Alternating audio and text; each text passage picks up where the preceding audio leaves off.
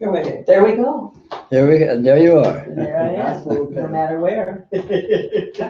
Something like that. Well, what, Peter, what drew you to this project, you think? I mean, was it? Well, I was always impressed with how lucid that particular gospel is, and how much it,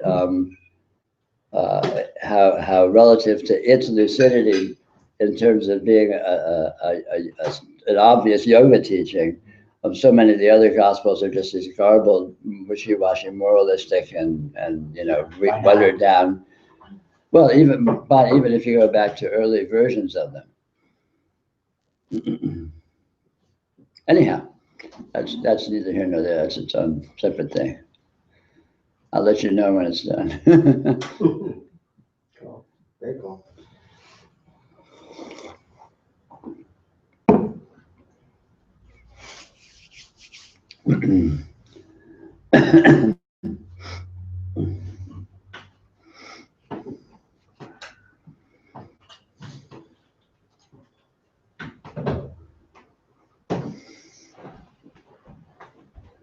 I'm still hung up on the sense that I'm a person. What's hung on me? Okay. Well, how can I be sure? I'm a doubting Thomas here. How can I be sure that I'm not a person in terms of, I don't know, it seems like. What makes you think you're not a person? Oh, I thought you, I thought you said, well, a person is not a person. But you are a person. Is a person may not maybe other than what you think it is.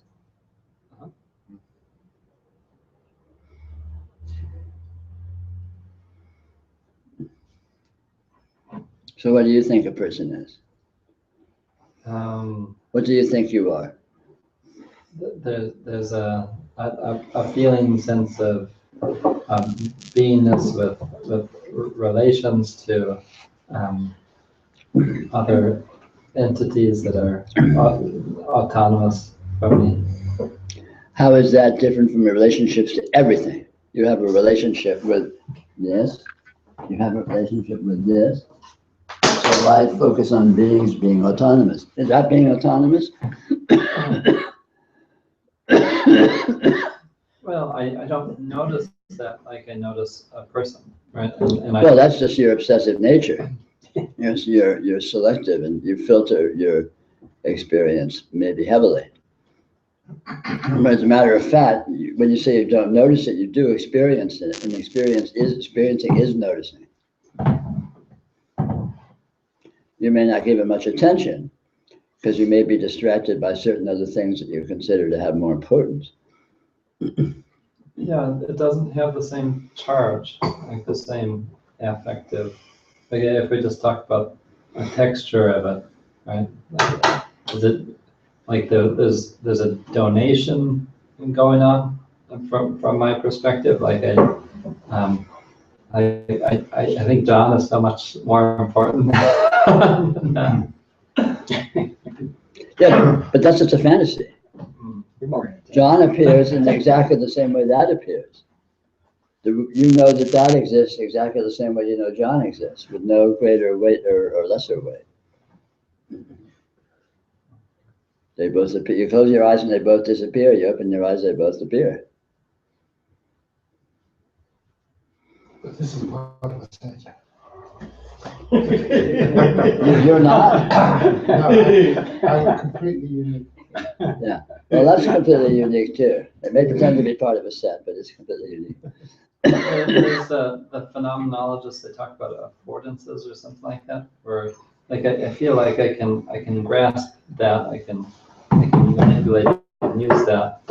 You can grasp John and manipulate and use him too. He might fight back, but on the other hand, he might like it. You never know.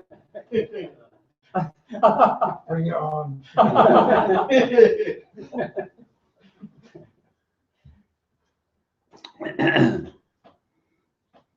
I guess there's a lot of expectations that I impose on the objects. Right? Sure, but expectations are fantasies. They're thoughts, they're ideas that you hold in your imagination. And that's fine. But the idea you hold in your imagination is a separate portion of bandwidth than in something which is appearing in your field of vision, say. And so you see John, you hear John, you see that, you hear it, and you think about it. But the thought is irrespective of that. You can think about something you're not seeing. You can imagine a pink elephant and think about the pink elephant, and you're not seeing it. Or you can see that and not think about it. Or you can see it and pretend you're thinking about it. But the about it part is just is an empty claim. You never think about John. You think about your fantasy of what you think John is. Never think about it. Because the whole notion about referentiality in terms of the relationship of conceptualization is a total fantasy. In what sense is anything you think about John? I'm sorry to use as an example. Okay. In what sense is anything you think about him? You're claiming it's about him. It's about your idea of him. His idea of himself is probably almost certainly quite different from your idea of him, for example. And his idea of himself is just a complete fantasy too. So is the problem that the thought bandwidth is dominating the other? No, the problem is that you're believing that there's some kind of an interrelationship between the two where there is not. Or let me put it a little more fleshed out. You're believing there's a privileged or an important interrelationship where there is not. All energy manifestation is interrelated to all other energy manifestation through the nature of what it is. The radiance is all radiance, and so it all partakes of the nature of radiance. But the apparent forms and patterns that seem to appear have no privileged, they all have exactly the relationship to each other that they have with no hierarchy of privilege. There's no specialness. But assuming that there is a privileged interrelationship and a privileged, so you think about something and you suppose that you're thinking about it as somehow important or relevant, whereas it isn't, because the fantasy you have is radiance. It's an energy form, apparitional within experience. And any sensory experience you have is radiance. It's an energy form, apparitional within experience. And they coexist, and they partake of a profound interrelationship because of their nature.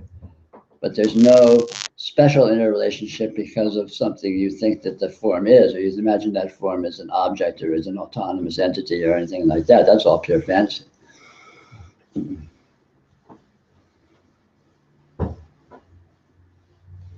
Even the idea of sentience, you're saying just falls into this realm with no hierarchy of phenomena. It's just another. Yeah, I mean, sentience itself is a myth. I mean, there is this, but sentience per se can't be found. It's meaningless to talk about sentience because you can't find any insentience. It's meaningless to talk about consciousness because you can't find any non-consciousness. You can't find consciousness for that matter. There's just this actuality, which, we're probably used to calling experience or experiencing or what have you. But it is what it is, and it has no hierarchy of value within itself. It's all exactly and completely the totality of itself. And every portion of it is the totality of itself. So there's no partiality. There can be an infinite degree of apparent partialities, but none of those partialities have any hierarchical relationship with any other partialities. So you're really blowing everything out of the water. Well, there is nothing in the water. There's just the water. Yeah, that's why. we imagine there's things in the water, and then we imagine that some of them have importance, and the rest of it's just water. But that's all projection. That's all fantasy. Wow. it seems like there's a certain resonance or entanglement, whatever you want to call it, that's similar in sentience to what I am when I look at another being. That I'm not saying it's separate, but it feels like I don't know, like the awareness is, so to speak, is, there's different models of this. It's hard to, I get what you're saying. But it seems like there's a qualitative difference as far as the awareness somehow. But I can't say that because it's not really out there in a sense. Yeah, that and also different patterns, different apparitional patterns can have different degrees of resonance in terms of the degree of, you could say, reinforcement or cancellation, or maybe a better way to put it is sort of resonance with certain aspects of the nature of the radiance, or what you might call sentience. But it's all actually the same, even though some of it seems to present with a different emphasis than others of it. So a human being, let's say, presents with a certain emphasis versus an Akin, which presents with a certain other emphasis, but they're actually the same thing. It's just that they have a different dominant, sort of, you could say, combination of elements. So you look at water, it looks different than a stone, but in actuality, they're exactly the same thing. But they seem to be different because the radiance can present with an infinite degree of different emphasis in terms of the apparent experiential characteristics, but it's all absolutely the same thing, whose nature has this sort of absolute chameleon-like quality of being able to appear with so many different predominant emphases. And it's so tricky because it seems like there's such a distinct qualitative difference in a human being to a table or something like that, but yet ultimately it's just, if you break it down, any notions of what it means to you qualitatively, it all just becomes this panoramic phenomenon of awareness, just noticing different energies. It's just a difference in energies, not sentience. Exactly so. Yeah, and the energy can present itself with an infinite degrees of differences, but it never becomes anything other than exactly what it is. So it's always the same as itself, even if it looks infinitely different. And ultimately, it's all you. Right. So you recognize, so you look in a mirror, looks very different than looking at a pebble, say. Because of the quality, the experiential quality of a mirror has a different resonance, a different dominant presentation than a pebble. So, and you can say, oh, wow, no, a mirror is a whole different thing. And a pebble is somehow lifeless, but a mirror has all these qualities of reflection and embodying, but that's just an accident of the resonance of how that particular pattern sort of comes together. But but still there, it's the same thing. And another thing that makes it seem more distinct is a being, so to speak, feels like it talks back to you. Well, yeah, but everything's speaking to you in some way. but everything is speaking, even non-humanly. The wind in the trees is continually speaking, and we use the notion of speaking. We're sort of sound centric in terms of our fixation as humans, but everything speaks in terms of its flavor. You look at something and you get an enormous hit of flavor. You look at something and look at something else, and they're like two different chords or two different symphonies in terms of the qualities, the flavors they present. And mind you, most people may be numb to this and not really register it, but in fact, everyone is perceiving it, and it's quite easy to sensitize yourself and perceive the sort of the resonances, energy resonances, which is very much language. That exists across the board in experiential energy patterns. And of course, from day one, we're attuned to make a distinction through condition that people are different in this essence of speaking to in some qualitative way. Yeah. We make it different than how everything else is speaking to us. Totally. We karmically fixate on ourselves as human and fixate on our parents as human, and we're sort of tuned into that milieu and tuned relatively down from everything else, or whatever.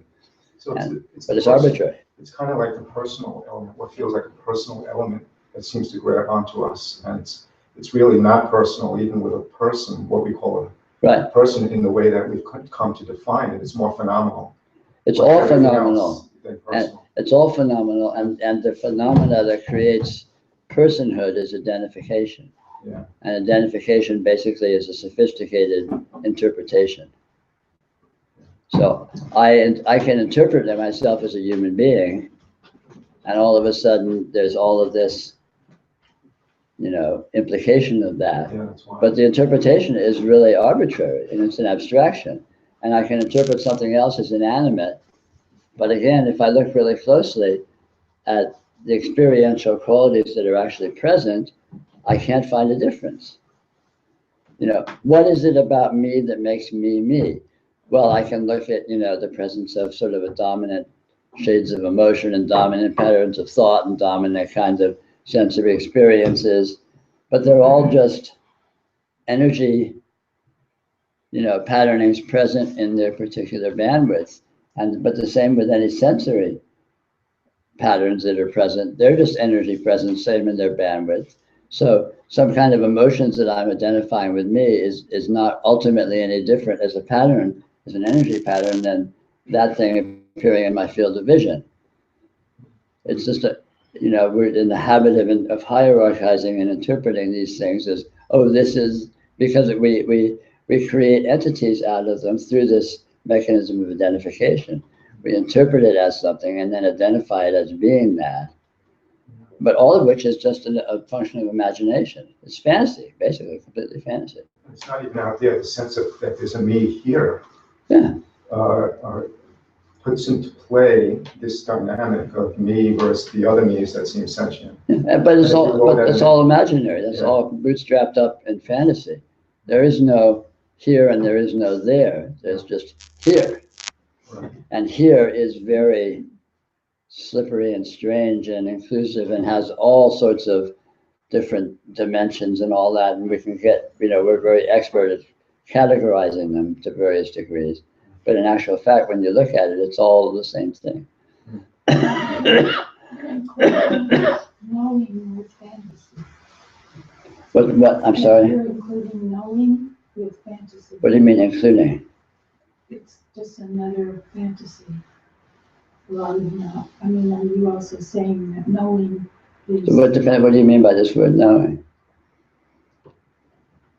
You don't know what it is, but you know it is a knowing.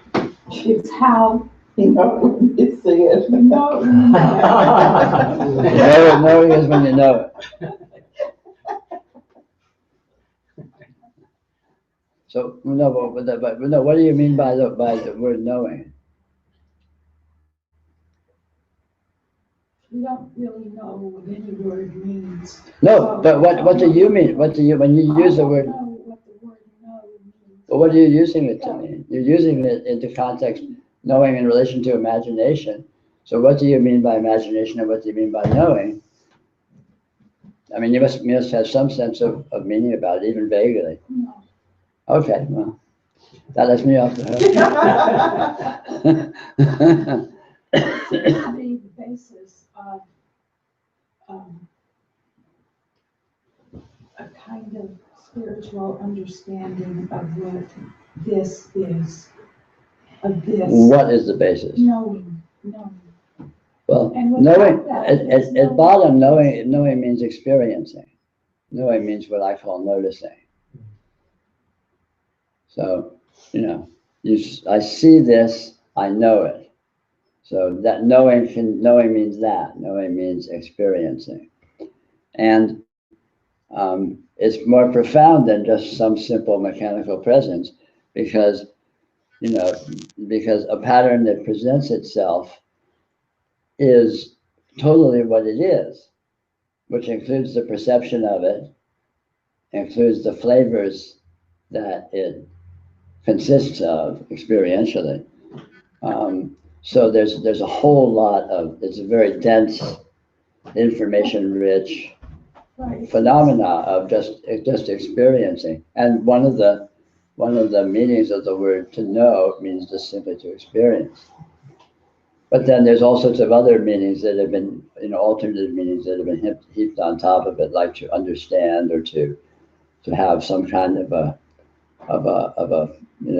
familiarity of interpretation or something like that. And so which isn't necessarily the same thing as the direct experiencing, or may not be being held to be the same thing.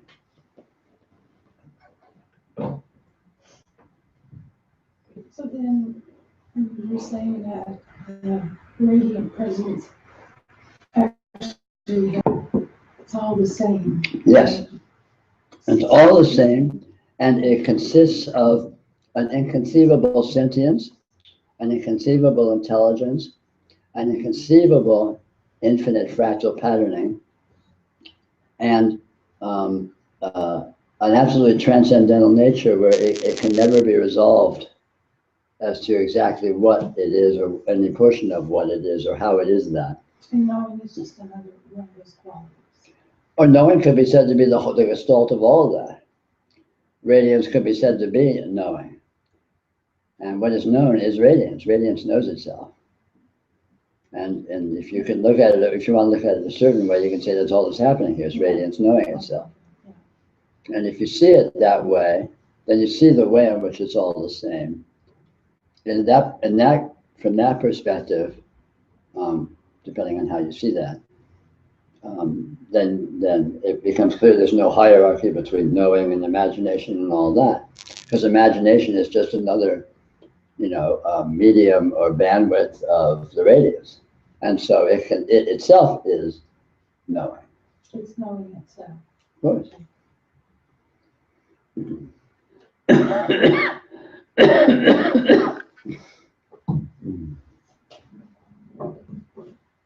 As I watch my mom, it's interesting.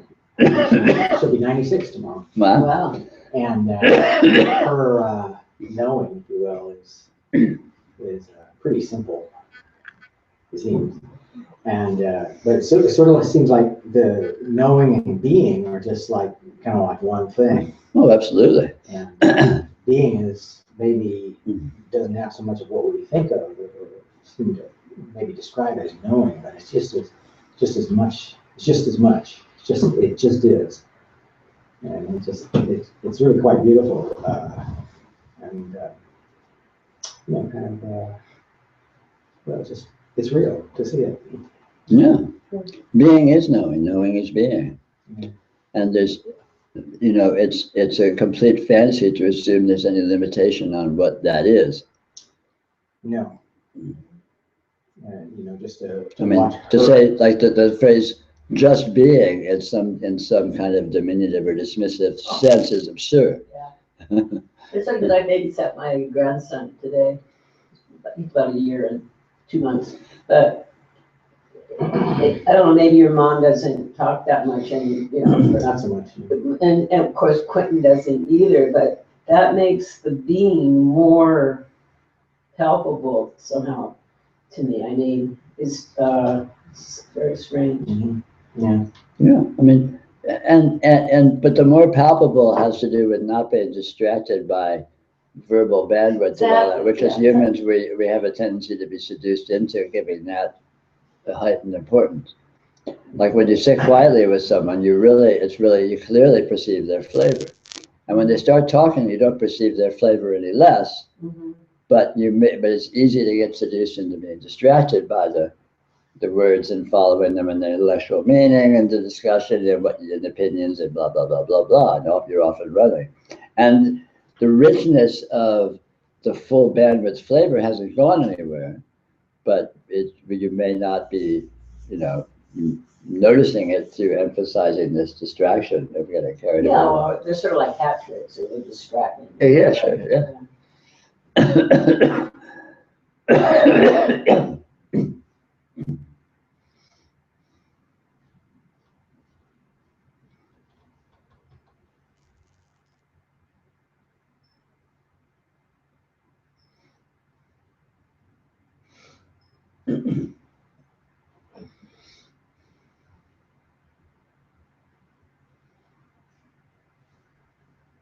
My computer hasn't crashed yet. That's remarkable. No. For me, knowing seems to have to do a lot with there's a certain consistency or patterning that's recognized or that's imagined. Right? And then I just think like. So you might say familiarity? It's, yeah, there's a certain comfort with it. Right? Yeah, it's something that I'm familiar with that I can. But that is always imaginary, because every actual pattern you experience is always unexpected and always a surprise. So, in other words, to see something and have it be the same as it ever was, you're not seeing what's there. Because in fact, every experience is absolutely unique and absolutely surprising. When you see me here, you've never seen this actual pattern that you're seeing right now before. Never. You've never heard these sounds before. You know, it's all completely new. And yet the mind is expert at pretending it isn't. You know, oh, that's just Peter over there. You know, he's going on about his usual stuff. And so you can pretend that it's, you know, the same or similar, but that itself is a fantasy. It's a very highly censored interpretation of what's actually happening, which is uninterpretable and entirely unique.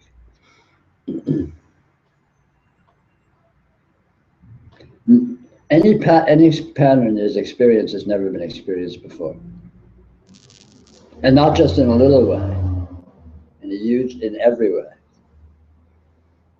Something seems to happen, like, again, to use my mom and our life right now as an example, you know, like every morning there's a routine that's just, it's really a routine. It's the same thing every time. And, you know. I live like that too. Yeah, I do too. I'm borderline autistic, and so well, it's very cut and dry, but it's still completely unique. And if you look at the details, the specifics of what it is every time. Well, something's kind of interesting, which I really couldn't put, I mean, this sort of discussion here kind of brought it up in a way, because it doesn't feel unique and it doesn't feel the same. It just doesn't feel like any of those things anymore. Yeah. It's just like, I don't even, there's not even a way to put it into those terms somehow. Sure. So I don't know. It's just like, and it seems like in a way everything is kind of, I can kind of muse about this from time to time, because it sort of tickles me in some way that it's like this, you know? I mean, like, what happened, you know? There's just not that kind of, it's not even that there's not that kind of judgment. There's not even the reference to make that kind of judgment. Well, there isn't, because everything is open-ended. You can't pin anything down. So whether it's the same or not is, what does that even mean? Right. It's just those aren't actually relevant or realistic actual categories. So there are games you can play in your mind. The whole thing kind of has this, if I think about it, it has a kind of sweet quality, but most of the time it's just nameless. Yeah, exactly. It's nameless. I mean, that's a felt sense, I would say, of what I mean by unresolvable. It's interesting. You know, it's not.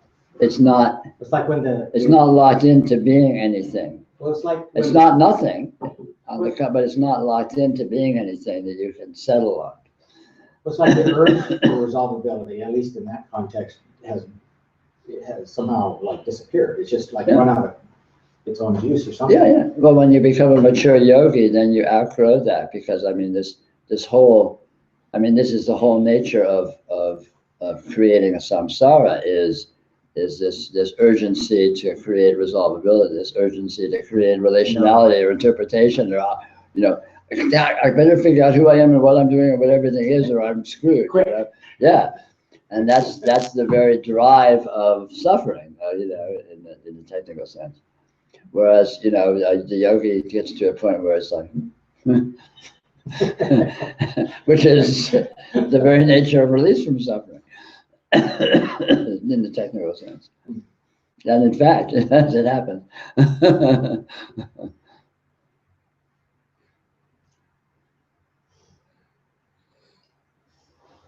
It's interesting though, because there's enough, I guess, maybe just residual memory in a sense, or whatever, residual motion in that way, that it sort of feels from time to time like, geez, is something missing?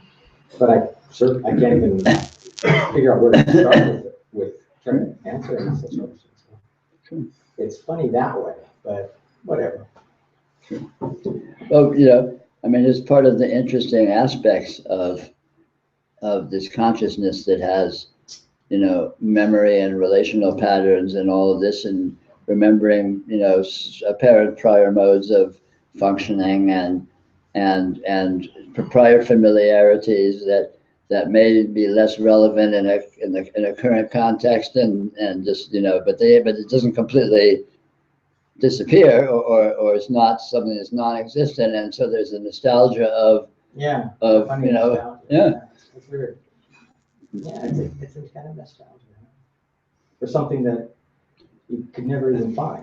Which is useful in practice from a spiritual point of view, in the sense that it enables one to present spirituality in a more comprehensive context, because one can remember one's delusion, one's more heavy-handed delusion, and as one has, gotten out of that in terms of the heavy-handedness of it, you can, you have a basis for looking at what's going on with all that.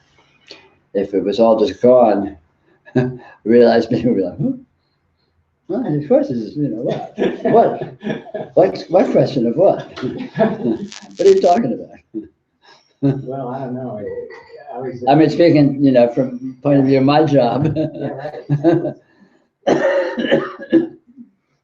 Actually, I was kind of toying with that notion of questions. Actually, I'm going to ask a question about questions, because they have this, there's sort of a almost questioning kind of quality that seems to kind of start to grow in some way, but then I don't know, it encounters, I don't know, this, I guess, and just like, ooh, ah. So, there just doesn't seem to be, I sort of miss them, like. Well, I think there's an inherent sort of we call it curiosity, that is in the nature of this. This is intensely curious about itself. And so there's always that sort of cutting edge of interest and exploration and it's sort of a questioning spirit, whether or not it's in the guise of questions looking for answers or not. That's interesting. Yeah, that's interesting. And so I think that sort of basic upwelling, is inherent in this. I think, this is not some kind of a steady state or completely passive system. It's somehow, has an internal inherent motivation of engaging itself, of exploring itself, or in some sense. That's very interesting, actually, because that's sort of like letting it be what it really is now, in a sense, rather than what I might remember it as being. And when one's more immature, then that inherent urge shows up as a question or an individual ambition of wishing to discover or wishing to whatever, that seems to be more compartmentalized and more have goals and targets, or to whatever degree it does.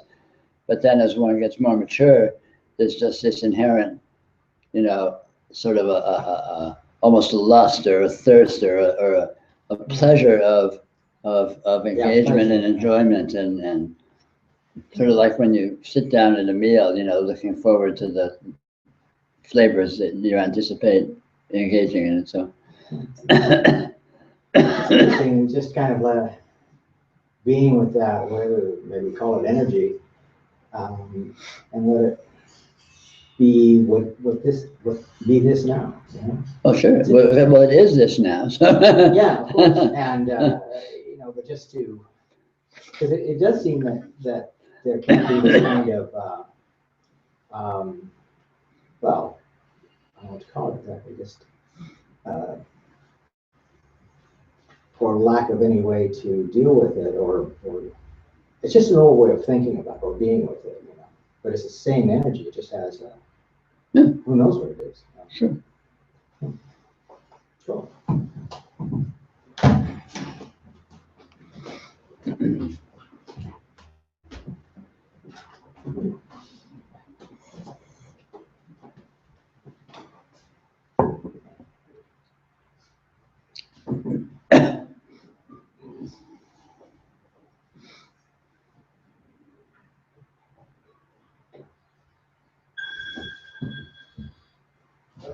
That's a nice ringtone. Yeah, I was just thinking.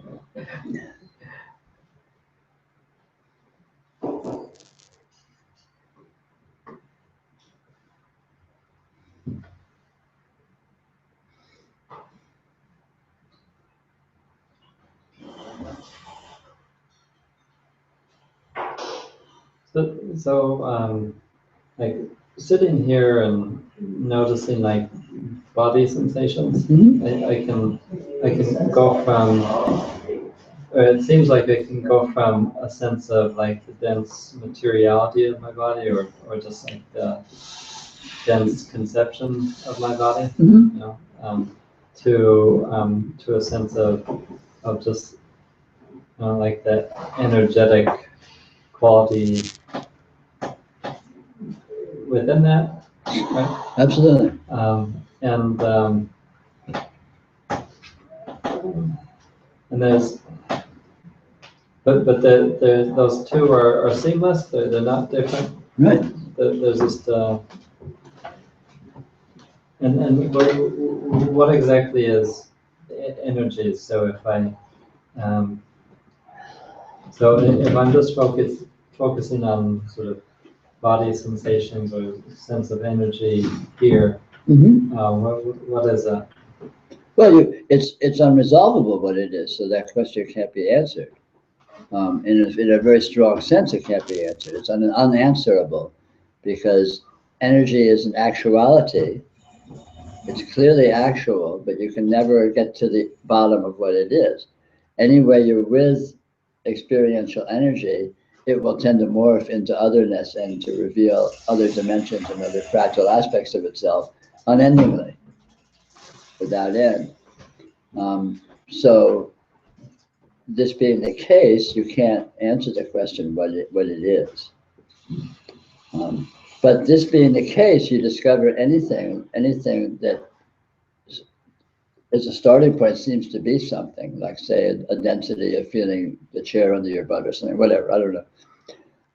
If you look at what's actually there experientially, how do I know there's what I'm calling a chair under my butt? So when you look at the actual sensation, the actual experience of that as an energy quality, and right away you discover, it may, rather than simply being dense in some simple, dull, inert way, what you might call density actually consists of a whole range, a whole universe of dimensions of all sorts of qualities, each of which has other subtle qualities in it and dimensions and so on.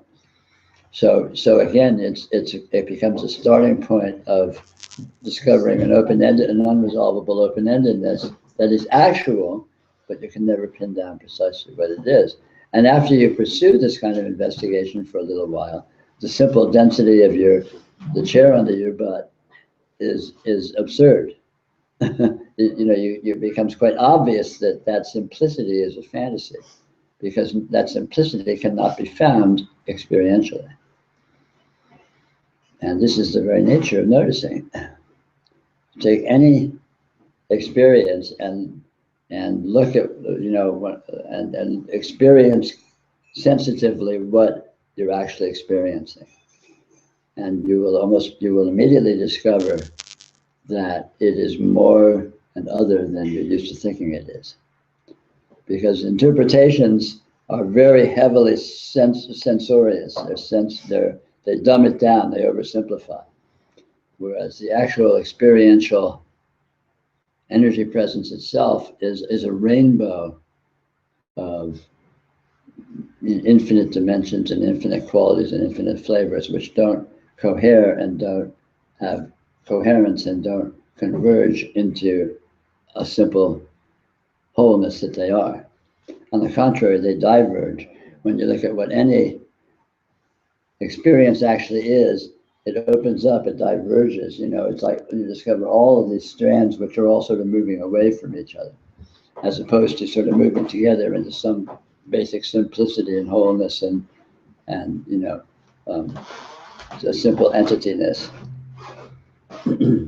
Well, okay, so I feel that moving apart, and then the reaction is to try to find something that coheres or pull that thing that seems to be diverging back together. Sure, that's just your old habit.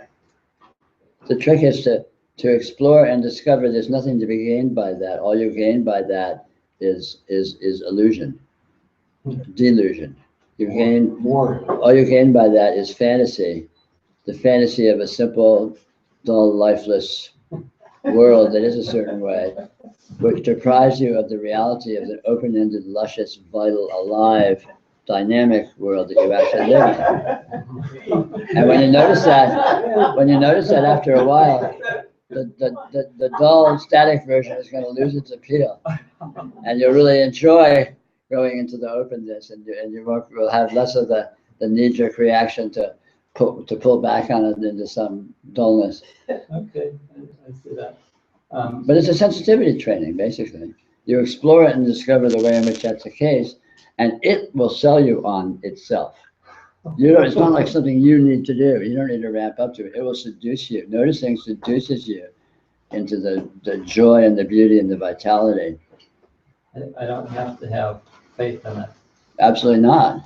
Faith is just more fantasy. Actuality is much more powerful than fantasy. So let yourself dip into actuality, and you're off and running. The actuality will carry you away. But part of the knee-jerk sense of wanting to cohere things is okay at the center of this divergence, and thus the thing that makes things cohere is there's an I that's noticing, right? Sure. Or there's something that is noticing. Sure. But that itself is just more fantasy. When you get more sophisticated, then look at what are you experiencing that is behind this I. So you can look at what you're experiencing that you're calling the chair under your butt. But then so if there's a center I that's experiencing, what are you experiencing that seems like an I? Go find it. And then you're off on a real snipe hunt. Well, the two are not mutually exclusive either. Well, it's one and the same. Things appear to cohere, and there is some satisfaction in having that experience of knowing. Oh, absolutely. There's no need go away. No, there's no need to negate. You don't just float in a sea of nothingness. No, but ordinarily, the typical person is denying the dynamism and fixating on the heavy-handed coherence. Well, and using an enormous amount of energy to do that. Exactly. Yeah. So this is settling into the actuality where there is as much degrees of coherence present as there is, Yes. but that coherence exists in a sea of open-endedness and dynamism. Things sort of float to the surface. Yeah, exactly so. Exactly so. It's not a matter of negating coherence or somehow killing it or dynamiting it or having it be, verboten or something. Right. But this is a matter, and it Well, depends. saying that the coherence actually arises out of this. Yes, but you see, again, this discussion illustrates the difficulty of communicating this stuff, because when you talk to someone who's less advanced, the emphasis is on getting away from normalcy. Yes. And when you talk to someone who's more advanced, the emphasis is on seeing the way normalcy exists in transcendence, Yes. and they're one and the same. So they're almost diametrically opposed in terms of the emphasis or the orientation, but they're actually, of course, the same thing. Right. But one strategy is more relevant at a certain Yes. phase, and Yeah, another yeah. strategy is more relevant at another phase. But it doesn't hurt to have both points of view present. Absolutely, It gives a kind of variation on a thing, and absolutely. it's like a tripwire on the path. No, absolutely, for sure.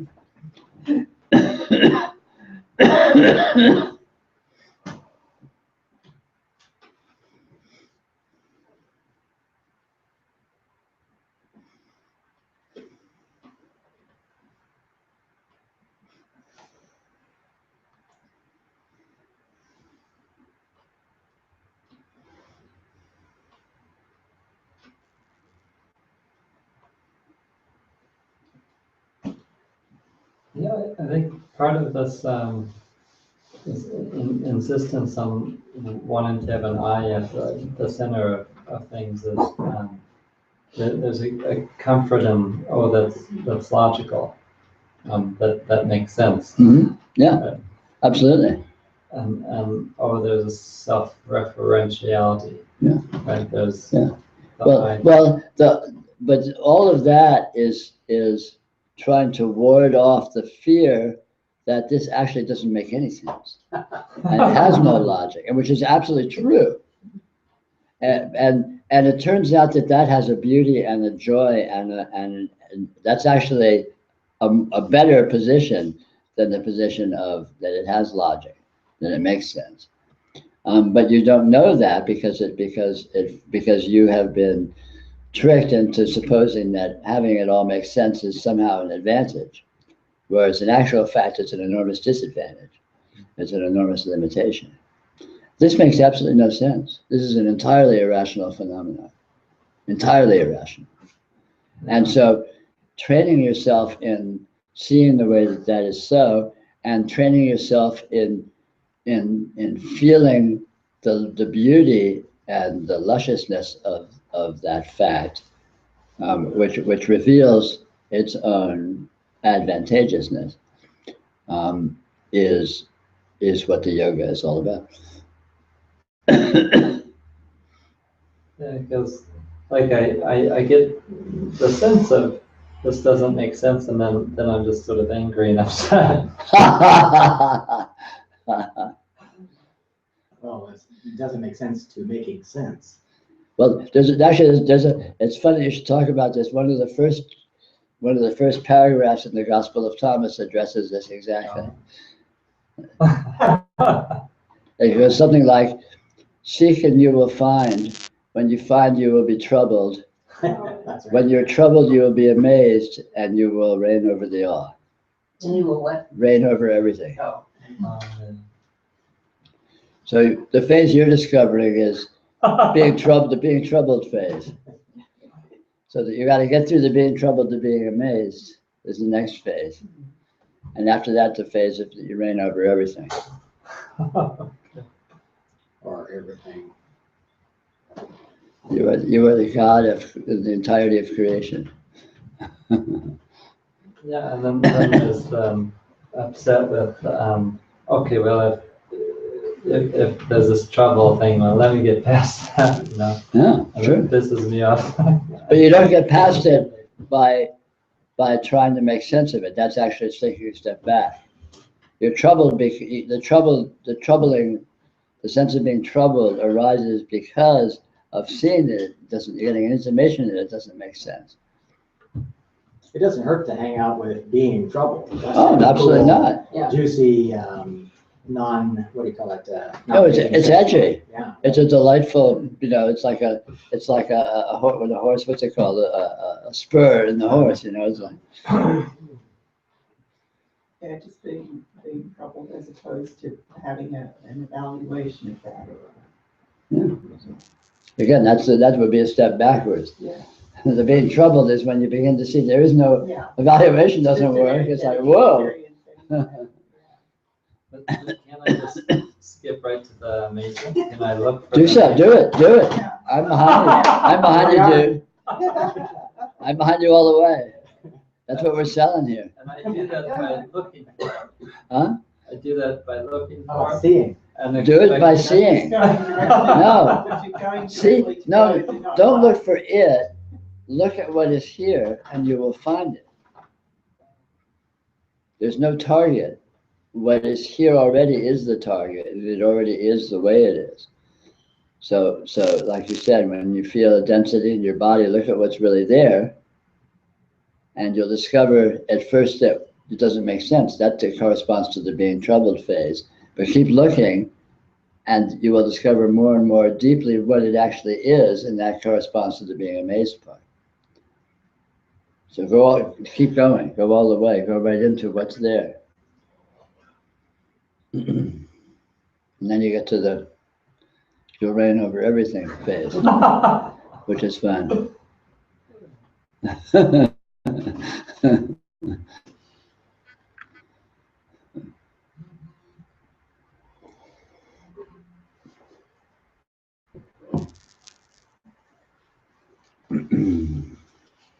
think probably I'm flipped back and forth, amazed frequently, troubled frequently, you know. I think that's very typical. Yeah. It's kind of an obvious place to get caught up. I don't know if I'm caught in an endless thing or if it'll resolve. Well, the trick is always, feeling. Just feel, let yourself feel experience itself. And That's the ultimately, amazed huh? part. That's the amazed part. Yeah, it is. And ultimately that just continually opens and opens and opens and will take you beyond any apparent anything. And at that point, whether you're amazed or troubled or what, you'll be, what's that even mean? I don't know if anything ever it seems like everything that's resolved just disappeared. It didn't resolve. That's the point. Nothing is, there is no resolution. Resolution is a fantasy. The fantasy that there is resolution and that might be important is the total troublemaker. When you discover there's no such thing, it's like, what a load off. How nice. And all its seeming parts, too, all its, all its versions of that something is something. Well, I feel that too, like maybe this is it. This is it. But it's not what you think it is. What I think it is this fluctuation. Yeah, it's not that.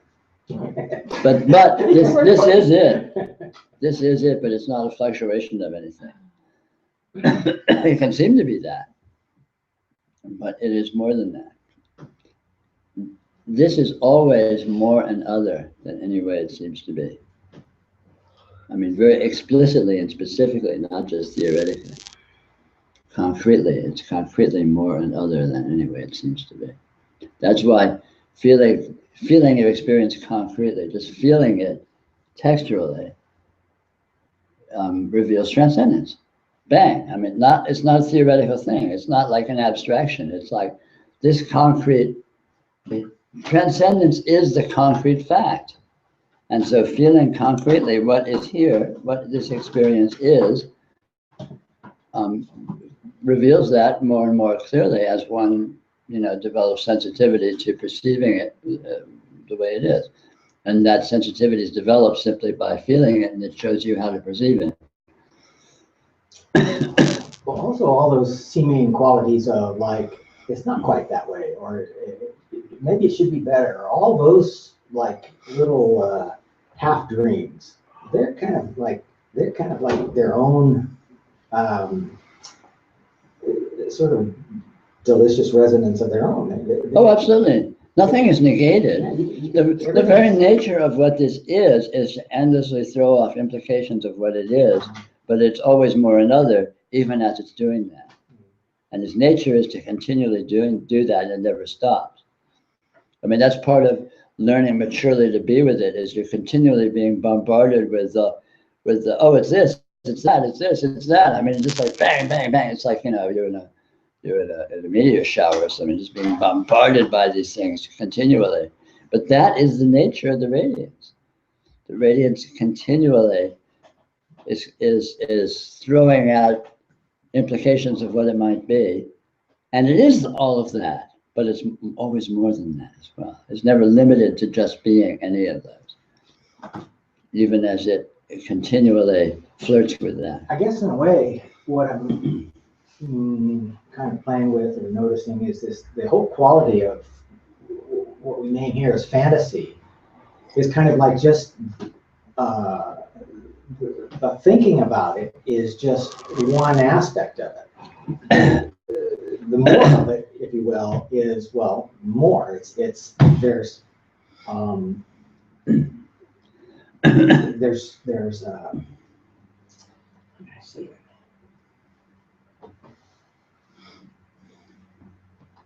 There's there's like a kind of you could use the word freedom. There's a kind of unness, a not beingness, not namedness in everything, even the most banal, even the most seemingly. All those things are just like it feels like all those kind of partialities is just one. It's like just touching one side of it. Yeah, exactly. They're like it's like an interface point or an interface plane. Yeah. All partialities are interfaces with infinite transcendence. So all partialities, that's what I mean by more and other. Any partiality, anything that this is this is that way, is a contact with actuality. It's not that that's not true. It's true, but that truth is a contact with more than that, which can present as that.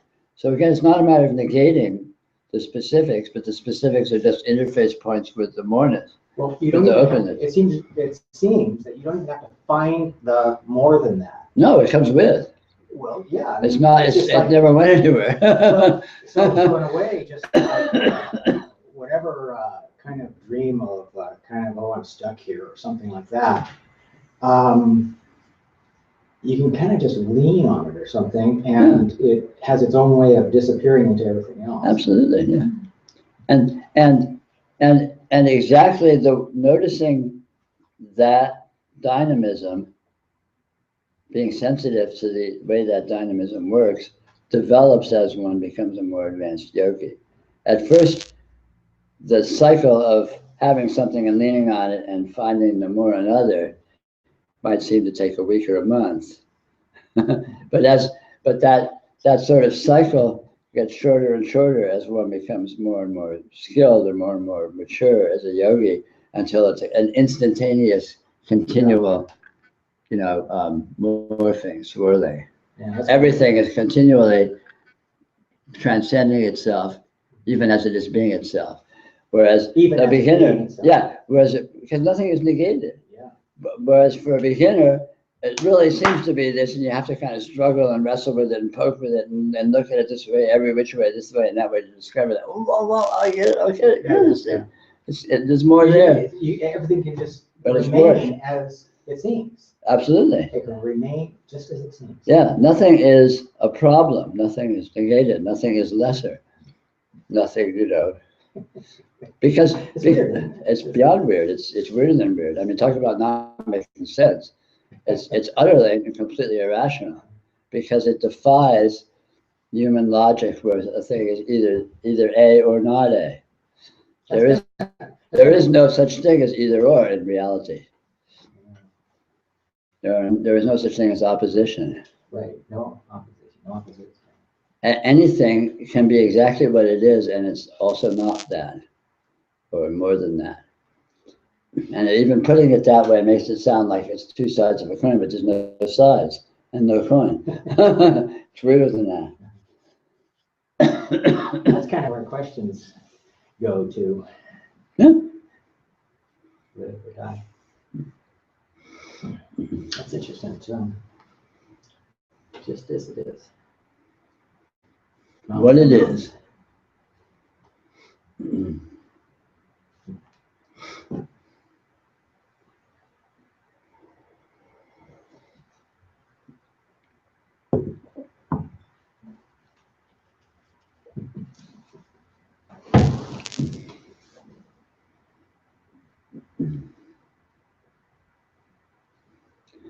And it's so, discussing this stuff again is so dependent upon how mature the participants in the discussion are. Because at the beginning, it's all about kind of getting to the other side and transcending this impediment that is here. And as one matures, then it becomes more and more about dancing with the way in which any way that it is also the more than that without not being that. And so you're always just like, dancing with paradox.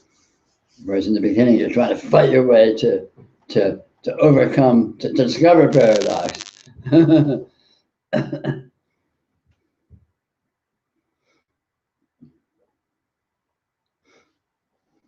And yet it's the same thing. But in terms of discourse, it seems like a total opposite emphasis in terms of what seems relevant in the course of discussion, depending on, what degree of subtlety one can comfortably hang out in, let's say. I mean, becoming mature as a yogi is all about developing subtlety, developing a comfort with ambiguity. Because this is the ultimate in ambiguity. And, In a way, actually, though, in some way, it's beyond ambiguity. It's like. Well, sure, and even that's ambiguous.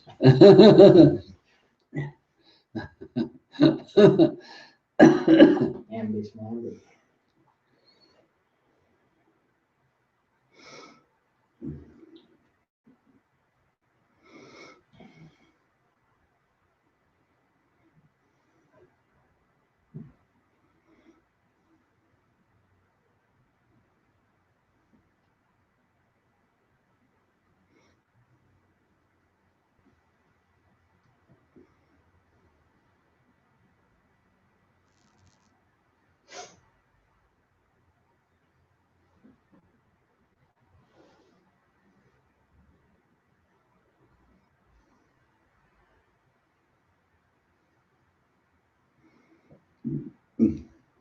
Well, what is the drive to keep on feeling when one gets to that point of being troubled?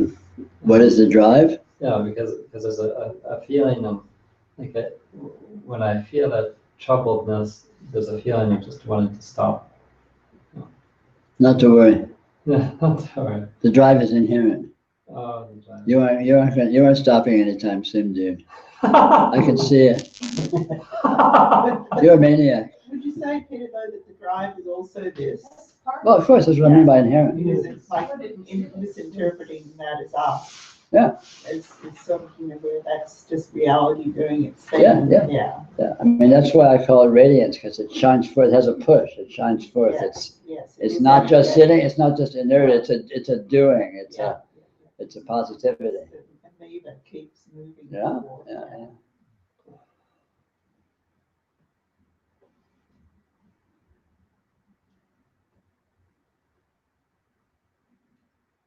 And the seeing of that as yourself instead of the idea of yourself. Seeing what? The drive? Just being that drive instead of seeing yourself as something or some qualities, instead of just this knowing itself in everything you do. It's so much greater and more incredibly powerful. And what you think of as yourself, which are just thoughts. Well said.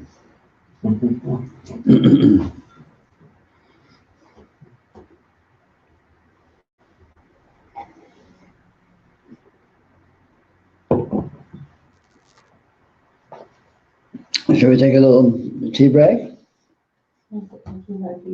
Sugar break? Sugar break? Yeah. Morphine break? Alcohol break? Sex break? Anyway, we'll be back in 10 minutes. Certainly making it sound a lot more interesting. It could be. It's gonna be a fun part. I'm not laying down any rules.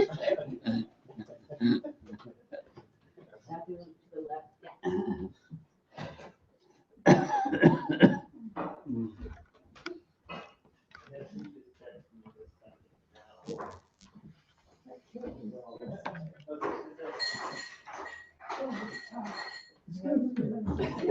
is. Yeah, good. There's more another. Is there more? That's what I want. There is more. And there's others. There's macaroons. Yeah, 4 people tonight.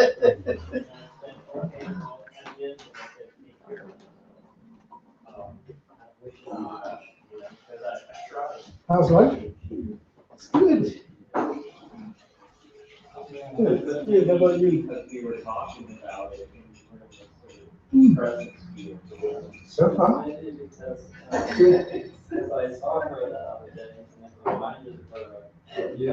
Trying to get my head around travel. Well, that's always fun. Yeah. Nervous. No, I'm not getting nervous. It's getting everything prepared and thinking about it. I'm not getting prepared, but other things I'm not getting prepared. Well, eventually. Yeah, the night before. This is It's how the my best time to do it. taxes are getting done this week. Tomorrow, I'm going to cousin. You need me to come. Is it tomorrow the 15th? No, the 15th is Friday. Oh, But I go to the 18th this year. Oh, Is it Caesar Chavez? Is that what's this? That's a Monday. Yeah, I don't know why it goes to Mondays. Well, because it's Friday a holiday? Must be a holiday. Maybe it's Caesar Chavez Day or somebody's day. isn't it Passover? Passover is tomorrow, right? What? Passover is tomorrow. I don't know. The Seder's the thing is coming tomorrow. No, okay, I was invited to something on the 22nd. That's the first day. I guess it goes a week. So What's the day today? Today's the 13th. Oh, then it's the last. I don't know. What I know about Jewish holidays, you can write on the back of a postage stamp with a Sharpie. I know a lot about Jewish holidays, but not when they are anymore, because I don't care.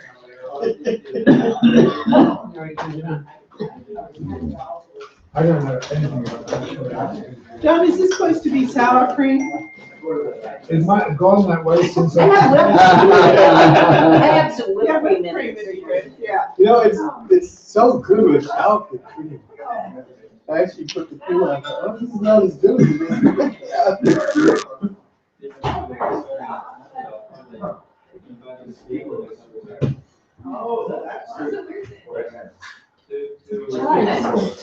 Chai is wonderful as always. I didn't enjoy the chai as much. Did you? Caffeine or non-caffeine? There's a little pepper at the end of that. Yeah, no. The end of what? The decaf. Oh, really? Yeah, there's a little, it was like fell to the bottom, all of a sudden, I'm like, Oh, I should go and get some decaf.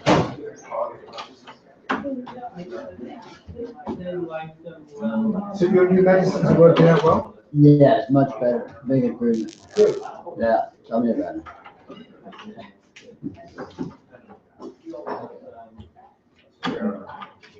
So Louie's not worrying about you so much. That's the best part of the whole deal. I mean, that I feel better is a nice little side benefit, but the main thing is you got her off your back. She might be listening.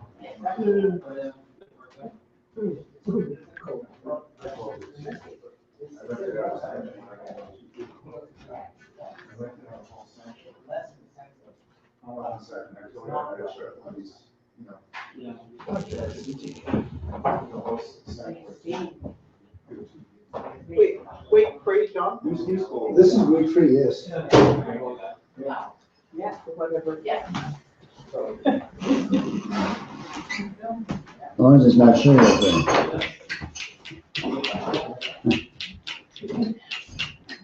I sent my neighbor when I was over today, she had her large plastic bag full of hot smokes. And she was, That's the fun version. painting stuff, every day I get excited to do it. My version of getting high is just being able to breathe. Yeah, I did. That nauseous, that's one of the things I want, managing my fasting and diabetes. So has that changed quite a bit since I was away? Yeah, a lot in a lot of different ways, ups and downs, and Very, very small. lots of drama. Kind of settling down into a manageable mode in the present. So. But they have no idea what sets it off in the first place? Like environmental things? A lot of theories, environmental allergies, blah, blah, blah, blah. Yeah, particularly, especially in any particular field.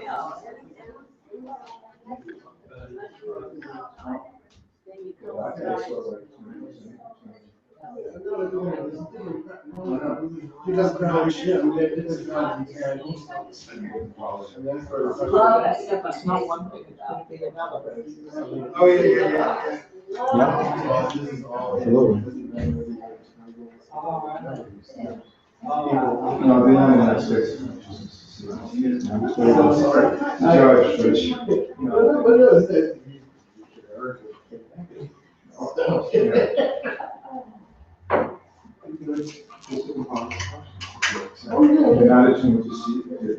I mean, it's interesting to me that, this propensity that the 95-year-olds or whatever who are still with it, who get to the point of realizing that this is it. Like you guys are, you're But they really just want to be gone at that point. British Columbia. Yeah, Because it's or they're not worried anymore. They can be not worried, but many of them are not. Yeah. Yeah. So,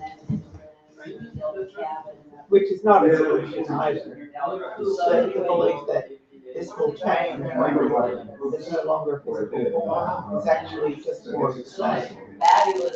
Yeah, right. More wishful thinking of some sort. Yeah. More fantasy. Yeah. Yeah. Well, my mom seems to be in some kind of mode where that just doesn't seem to be operating. She doesn't seem to be in the least bit afraid. Maybe she would be if she was, facing it imminently or something. But, she never says, oh, I'm worried about dying. She never says No, they anything. never worry. They're not worried. They actually want it to happen. Yeah. But what I'm saying is she doesn't seem to go either way. She doesn't. Right. She's just sort of there.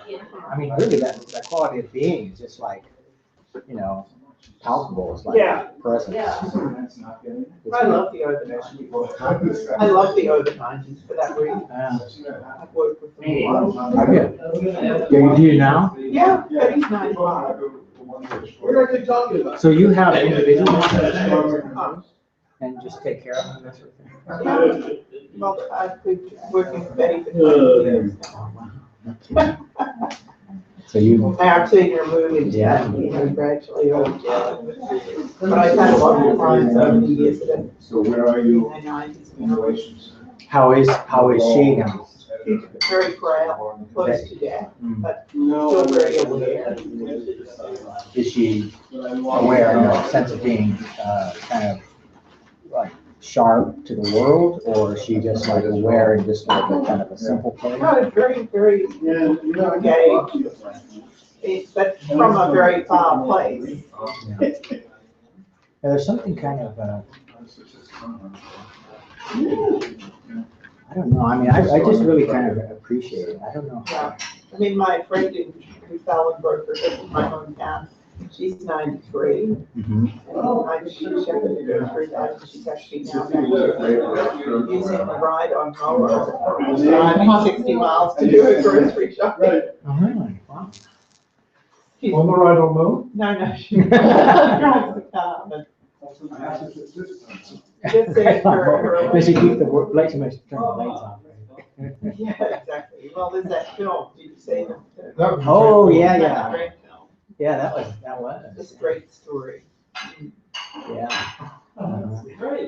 Because you What was the name of that? Was it? The Straight Story, STRAIT. We have to certain amount of longer, you could probably. You know, I have to suspend my apparent understanding of what's going on for them, because I've got no idea. There's no limits. You know, when they tell me what's going on for them, I have no idea what's going on. Circle events as well, do that. What are you still looking at? Why not? Betty. I thought you were going to give it up. It's kind of what That's what they do with cows. They want the cows. I feel like now after those names. You're still working the show? So funny. Have you started You again? still see, Yes, Oh, you And started? which is it easy to make? videos runs the whole time, Oh, okay. but we're started now. We waited, people would come here and shut up. I just wanted to mention, like, Same old. I got a PhD class, like graduate theological. And there's probably lots of people there who can understand Coptic very well. So maybe I could show them your translation sometime. There's no need, I'm sure the translation I have is pretty authoritative. I mean, it was done by whoever scholars translated the Dead Sea Scrolls, so I expect they weren't undergraduates. Yeah, but it's not such a money at the end of the day, too. it's 9 days off, so. Hurry, he's about to reveal the big secret. You live in the reality. There actually is a That's really resolution. nice, though. There is a resolution, and the resolution is there's no resolution, Right. and that's the ultimate resolution. Are we on? Yeah. Oh.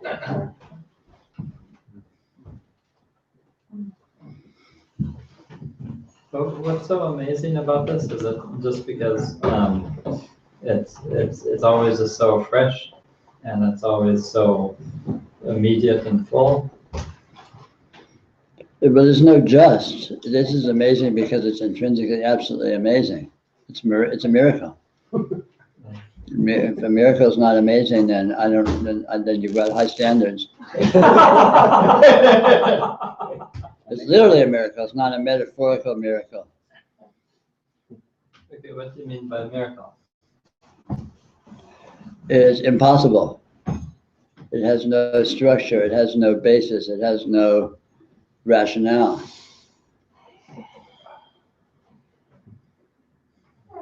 Yeah, so there's these basic spiritual questions of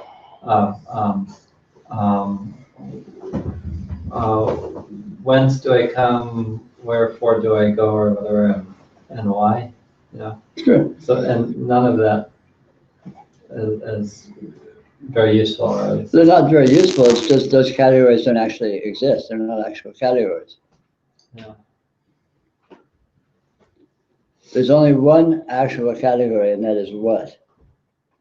And the what is the radiance, is radiant presence. And it turns out to not actually be a what because you can't resolve it as being a what. But if you approach that category, you will discover actuality in its nakedest presentation.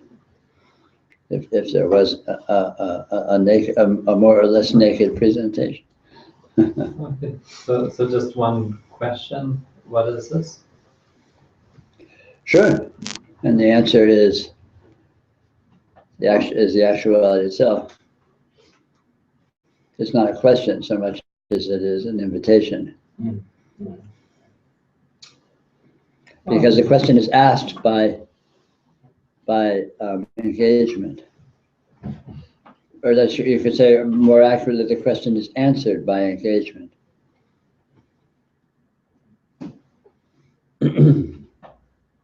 Or the direct experiencing? Direct experiencing, that's what I mean by engagement. So there are no answers.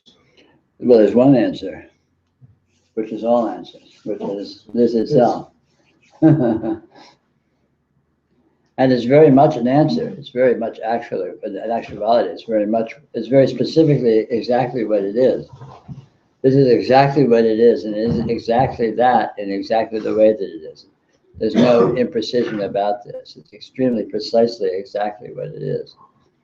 But what that is extremely strange and nonlinear and infinitely dimensional. So that specificity is a peculiar kind of specificity.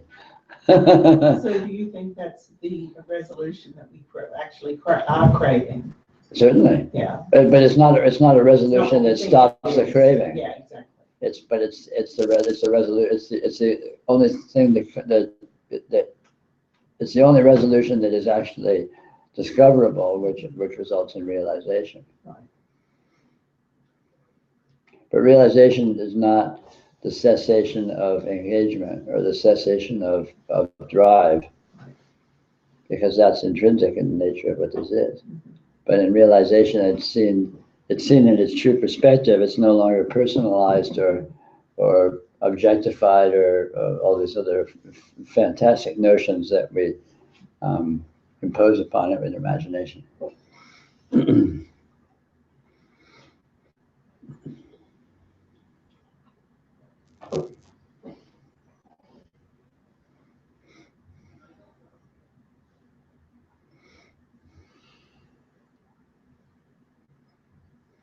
Maybe that drive, in a way, is like the nature of water, you know?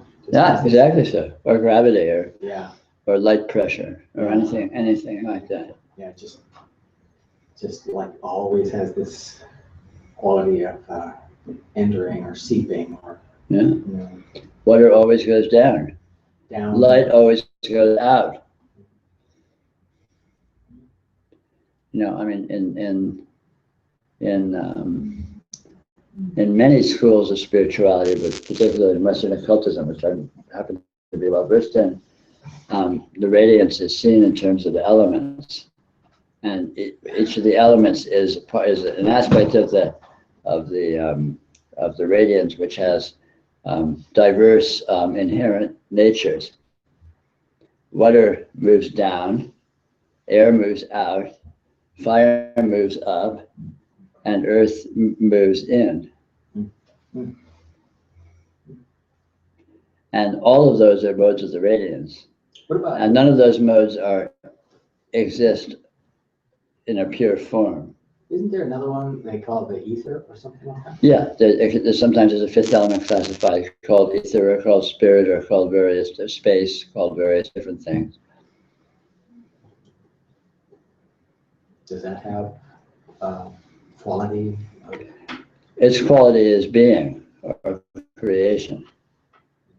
So it's the background that is the basis of everything. Does it move in all those directions that you just spoke of? Is that the sense? Depends. It's getting beside the point to get too precise in trying to classify these things, because they don't actually exist discretely.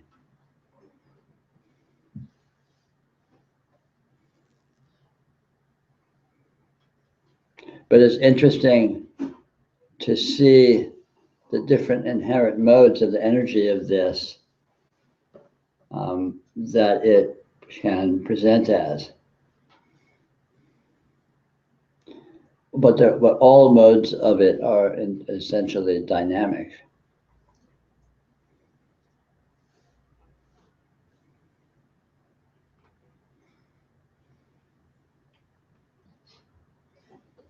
You can sort of see what I mean. It's just there. Yeah. It just can't, I mean, even using the word constantly there, you know, implies some type of time No, or something. it's eternally there. It's present. Present. Yeah, That's but what I mean by presence. Presence is the there-ness, and radiance is the isness, the doingness. The fact that it's eternally here, it's eternally present, and it eternally presents as infinite flavors of innuendo. Mm-hmm. But isness and there-ness are both aspects of one thing. Well, they're just they're ways of putting one thing. Sure, there's only one thing. Well, yeah, I mean, that's sort of implicit in any of our discussion of the yoga. I mean, you know, the fact that it wants to know itself, you know, I mean, all those things. It's sort of talking about two, but it's not, it's just Yeah. one.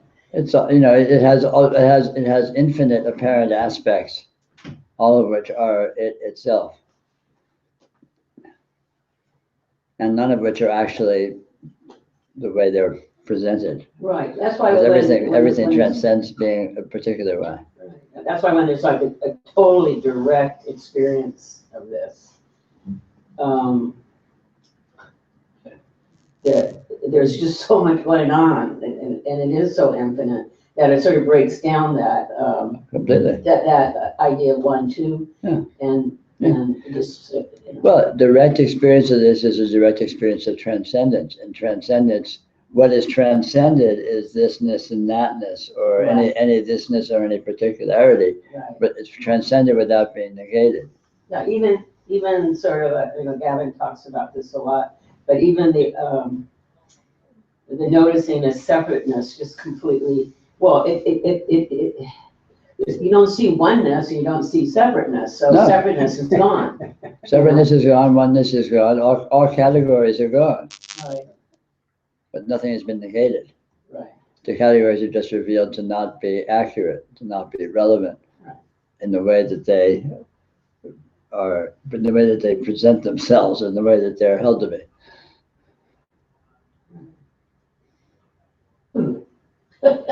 Wahoo! Woo!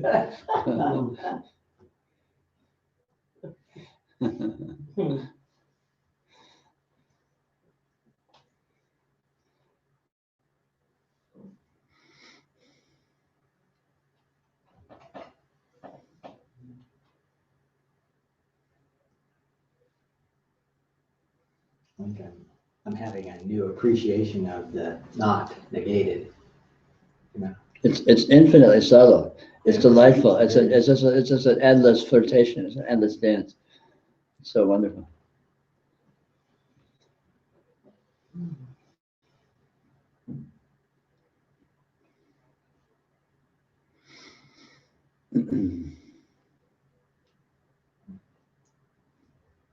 There's something like the petals of a flower that keep on opening, it's still the same flower, but it just reveals and reveals. Hallelujah. Hallelujah. The new chorus.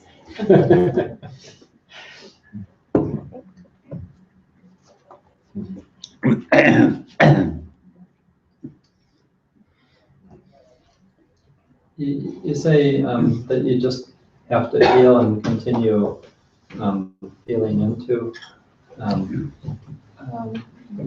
It sounds like there must be something about concentration and persistence and focus. No. No, just feel. It shows you everything. And anything you think, anything you bring to the feeling is irrelevant and in fact counterproductive. Just feel it, and right there, bang, it takes over. And at first, it's inevitable you will bring all sorts of baggage to it, but eventually it will directly reveal the irrelevance of that and teach you how to be with it. I mean, that's the delightful thing about the radiance. It shows you how to be with it. It shows you what it is, inevitably. And so there's no right way to do it. And then it takes over and it's self-correcting.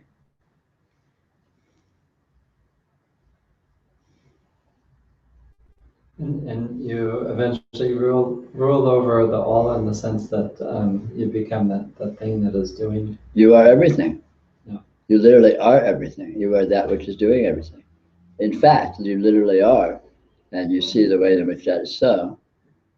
So it sounds very grandiose to say you rule over everything, but on the other hand, it's literally true.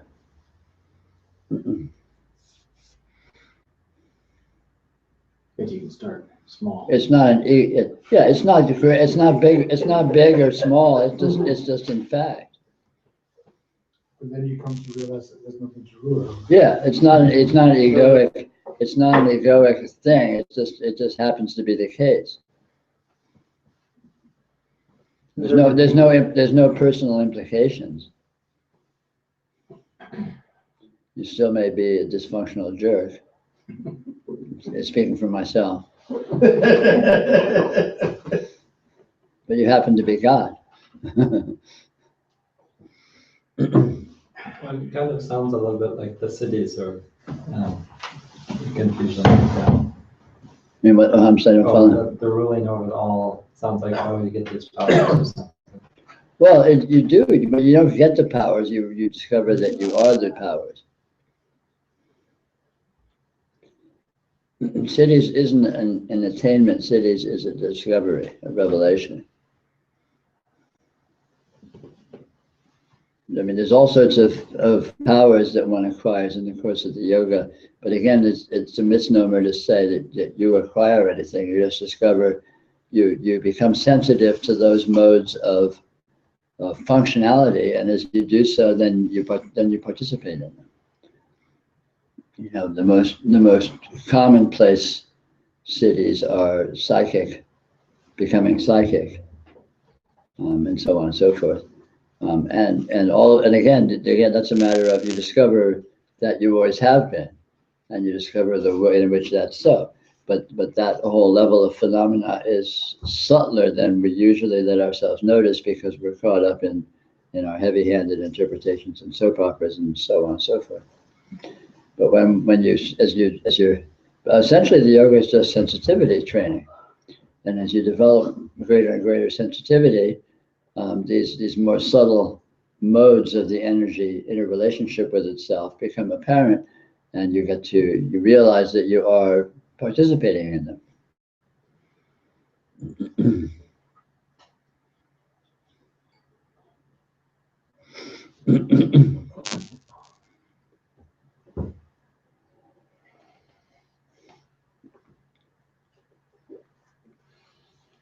Which again, it's described as cities and you attain these various miraculous powers and blah, blah, blah. Sounds very grandiose. And it is amazing, but it's actually not special. It's actually absolute normalcy. It's the nature of what this is, that it should be that way. Or just think of all the powers you have right now. Yeah, I mean, there's everything, all functionalities are cities. And they all inhere in the nature of what this is. There's no need to have the Exactly, of course. I mean, how can you talk? How can you think? How can you run your metabolism? I mean, these things are miraculous functionalities. They're inconceivable, and yet you effortlessly do that.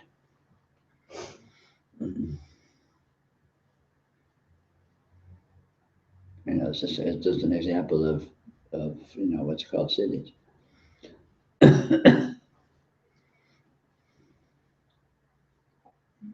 But all functionality is functionality of the radiance.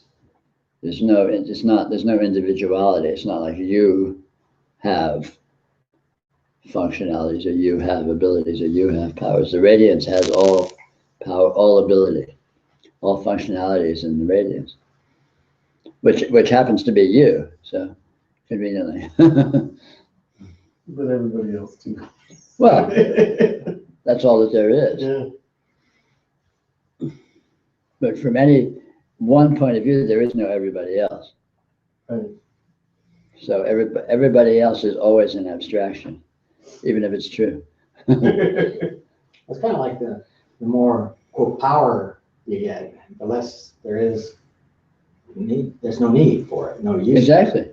It's just like equal, always perfectly equal. Yeah, and so when you reign over all, you realize you have and are all power, and there's nothing to have that power over.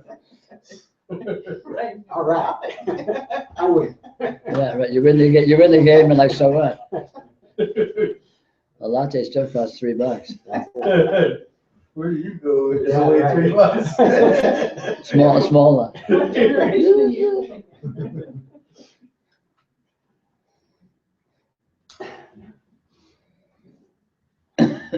That's the real truth of the matter. So everything's perfectly balanced, you know? Mhm. Everything's absolutely perfectly, and it has to, it can only be that way.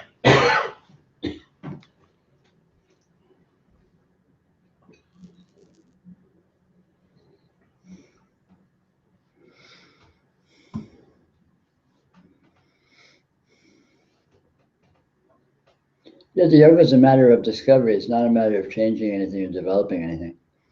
All you do is you discover the way it has always been. And it's that way even if you don't discover it. So the discovery is a complete non-zero sum game. Nothing has changed in the tiniest iota. You discover what it is, and you have a complete realization, and absolutely nothing has changed. Nothing is the tiniest bit different from the way it ever was. But you ran over the all. So. What to do?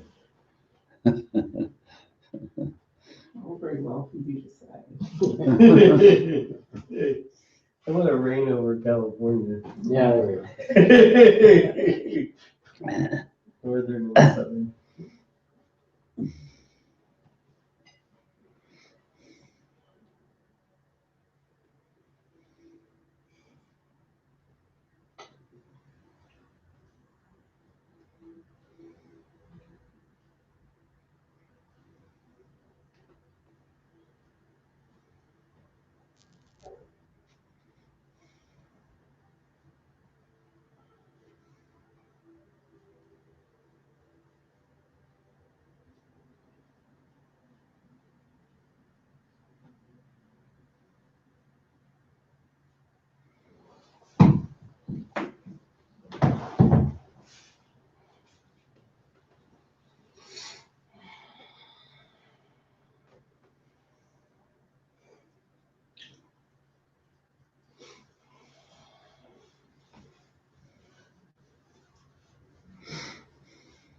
Well, Peter, I'm thinking about pain and limitation, apparent pain and limitation, just in terms of, still having a sense that there is a place to get to where there isn't pain. Because there's a distinct sensorial experience Right. of having pain or limitation and then not having pain. Right. When we don't have pain, we don't think about the pain. Right. And then so it's a bit, in a sense, it is the same as noticing, or the ego having a,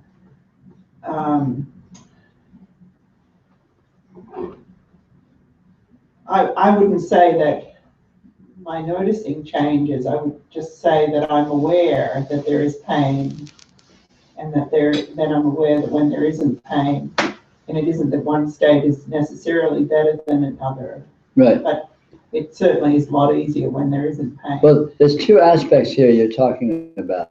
One of which is the yoga, and the other of which is basically magic. Uh-huh. So in terms of the yoga, you see whether it's pain or not, you see what it actually Yeah. is to discover the radiance, and that's how you have realization and become liberated. Right. But in terms of the nature of what this is, as it presents in terms of dominant characteristics or dominant flavors or patterns, there's a lot of navigability there. Mm-hmm. So it's possible to navigate your experience, to position yourself to whatever extent it is possible. It's possible to navigate your experience to position yourself optimally with regard to various conditions. So for example, if you have pain, it's possible to be with the pain in ways that are more artful and less painful, or let's say less suffering, Mm-hmm. than other ways of being with the pain. Yeah. And you're certainly free to avail yourself of that. Right. But that doesn't have anything to do with realization per se, so that's not really a part of yoga. But that is a part of you might call it, I call it coping strategies, of being able to take advantage of the slipperiness of the radiance for your own enjoyment. Yes.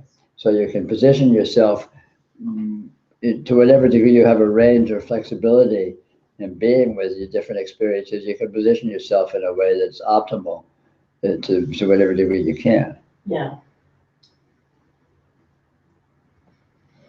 And again, that's something that one discovers for oneself, and different people will have different degrees of facility with it, no doubt, and so on and so forth. Yes. all of which is fine, but that has nothing to do with realization per se. Right. Which is more important. Well, because, what I notice is that there isn't a change in my sense of presence is not impacted by having pain or not having pain. Of course. But there is certain, a lot more to navigate, as you say, in terms of how to do things energetically, that physically, to make things work better. Sure, physically and just experientially. Yes. You can, there's a lot of modes which are essentially hypnotic, a lot of navigation which is essentially hypnotic, of being able to be with experience and relatively emphasizing certain portions of it or relatively de-emphasizing certain portions of it, just through a kind of an auto-suggestion of where you're sitting with relationship to it or so on. Yeah. There's no way to really say that precisely. No, I suppose I'm just sort of playing with that, because I've had this shoulder injury that has created a huge amount of pain for me for months and months. Sure. Yeah. And then when it I have a day where there's no pain, then I'm thrilled. Sure, absolutely. Sure.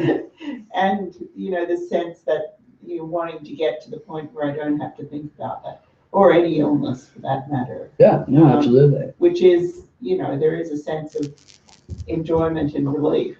Absolutely. Not having pain. And at the same time, it's not, everything is moving along as it normally would. It's just an interesting thing to think about and entertain. Well, in terms of one's day-to-day experience, so to speak, and this is, of course, very relevant.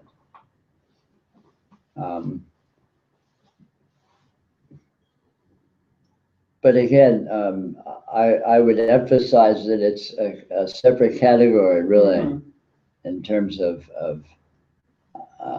spirituality per se, the yoga of discovering what this actually is, what you actually are, and realizing what that is, and getting liberation is huge, and avoiding pain is relatively small. Right.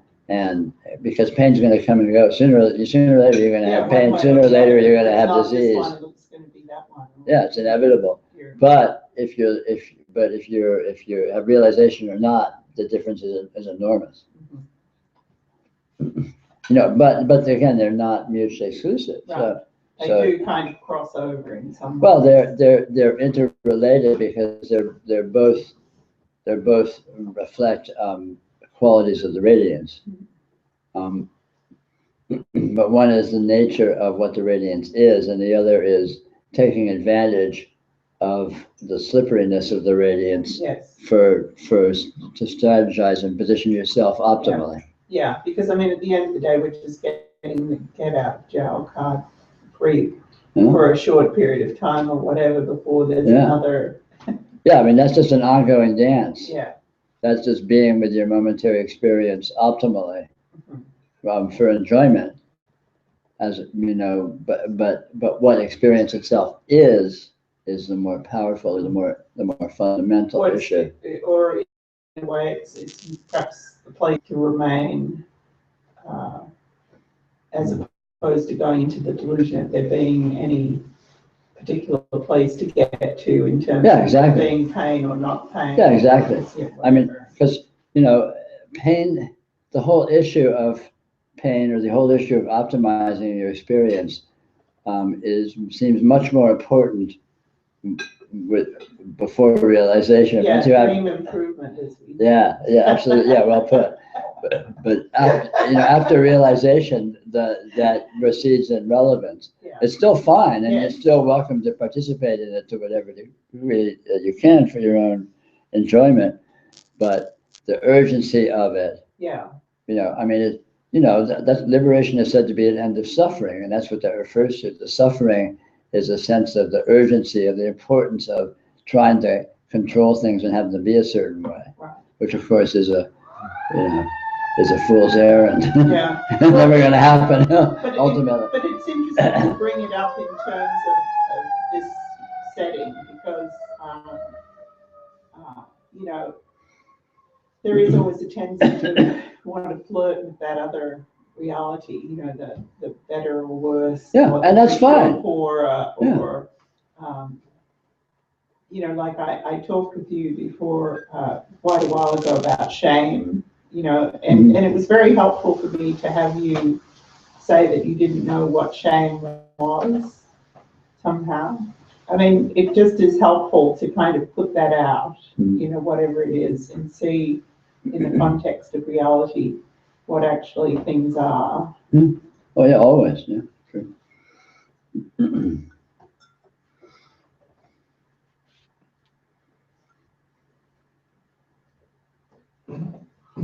So, Pino with his healing city, was he able to give a person who is suffering around some physical issue some minimal, I don't know, realization that enabled them to get out of their suffering around that little issue? I only have experience of what he did with me, and it was enormously powerful and also enormously systemic, let's say.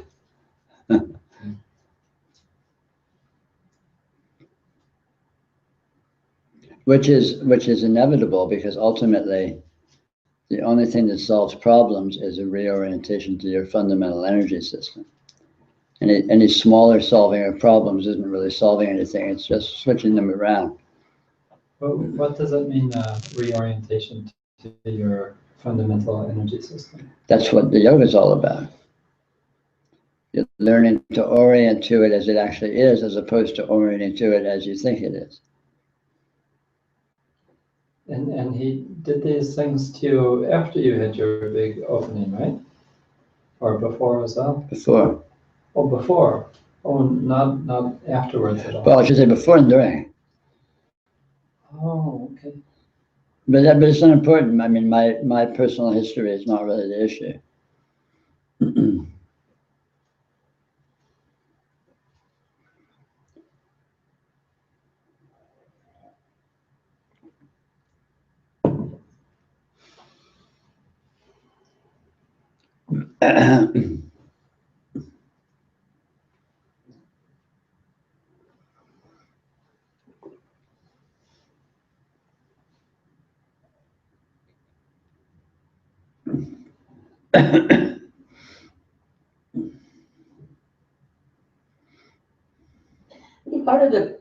Part of the yoga is,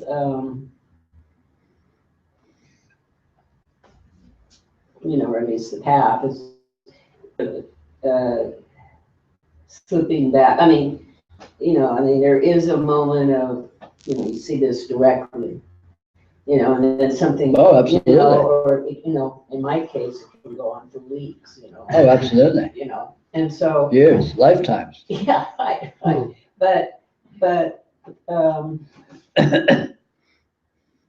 but there is this drive that we were talking about to just keep on, keeping on that path, and so, again, another recognition comes, and it's pretty much, as you said, just that same thing, this. But is there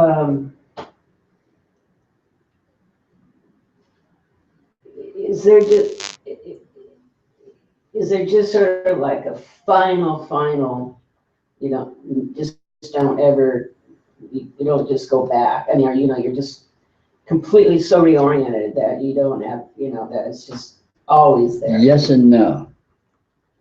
Yes, there is, but it's not really like that. In other words, realization is final and is for real. But realization is not the cessation of partial dynamisms within the personality, you might say. I mean, that makes just total, I mean, it has to be that way, I guess. Yeah, and so before realization, the dynamisms within the personality are interpreted as finding something and losing something. After realization, the dynamisms within the personality are seen to be just dynamisms within absolute transcendence, and nothing is being found and nothing is being lost. Mm-hmm. But the process of coming to that, the process of the yoga, as you say, typically looks like a cycle on various levels of frequency of contact with the actuality of the transcendental, and then juxtaposing that with the seemingly non-transcendental, the seemingly mundane of one's personal situation. And typically there's this, this cycle, to whatever degree it's explicit, of, discovery or revelation, aha moments, and then other moments of, well, what the fuck? Yeah, I had this amazing aha, now here I am in my shitty life, and what's up with that? Yeah. But that cycle will tend to continue. Yeah, it's a little easier. On and on. Yeah. And yet, the ahas, they build on themselves. So you never actually go back to where you were. Every aha puts it's like a spiral. Every aha puts you up on another quantum level. Yeah, well, I've told you about this before, about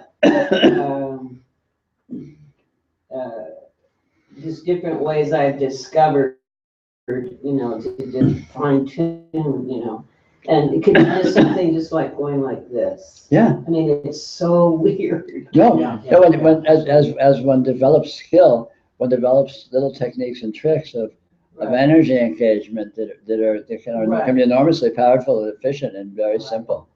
And then, Absolutely. I've been trying to do some lucid dreaming, so I've been watching this one videotape of Lama Langdal, and he talks about, and again, it just sort of clicked right with me, how you, when you get ready to prepare yourself to go to bed, you make certain movements, you get your pillows, right? And he says, just sort of do that, but also on sort of a mental, or on a psychic basis, so that you can prepare yourself for lucid dreaming. I mean, you have to. Yeah. I mean, I've always read that, not necessarily about lucid dreaming, but, have a notepad there and then write down your dreams. But those are all things you can do. Sure. I mean, it's, ultimately all navigation of the radiance, of being with the radiance in different perspectives is a matter of hypnosis. And so all these different tricks of sort of priming the pump to be with it in certain ways is essentially hypnotic suggestions. Which can be in the form of suggestion or in the form of behaviors or ritual or what have you. I used to, early on, I would have some realization or see something, and I thought, well, that was just my imagination. Well, excuse me, it's all my imagination. Yeah, sure. Right? I mean, Sure. Nothing just about imagination. Exactly. These different cycles or seeming differences feel like they're kind of coming together at once now in a kind of like a chord in music, Yeah. And just kind of becoming different chords, both harmonic and dissonant, and but it's like they're really all now. They're all this same time. It's really so there's almost like there's no reason really, a need or reason to go from one to the other. They're just all playing at the same time. Yeah, exactly. So, well, one discovers the coexistence of all these different dimensionalities, and when one's more naive, the notion that the dimensions are sort of, well, you have to sort of be with one and then another, and So it sort of feels like a shifting, but when you become more sensitive, you notice, wait a minute, it's all right here. It's always, if you want to emphasize that, you can, it's here, but why bother? Because that's also here, and Well, just like in a symphony, sometimes there's a solo oboe playing, and then I'm just the full orchestra, Sure. Who knows what's going on? But it's really quite stunning music.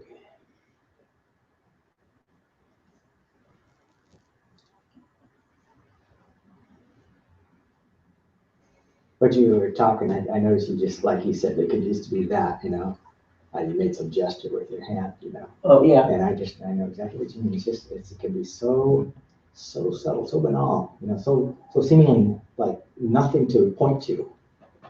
Yeah. It just, and that's like, that's the interface too, that's the transcendence, if you will. Well, Maheshwari, I'm sorry, I didn't want to weed. No, I teach. But, I mean, there's been various kinds of people try to hypnotize me, like for parties and stuff. I mean, I'm so suggestible. I mean, it's just great. well, everyone is suggestible. Yeah. Suggestion is the very nature of communication is suggestion. Sure. As soon as someone says something, as soon as there's any information presented or suggested, immediately the imagination tries to simulate it as if it was so. Immediately, and that's the very nature. That's the very nature of hypnotic suggestion.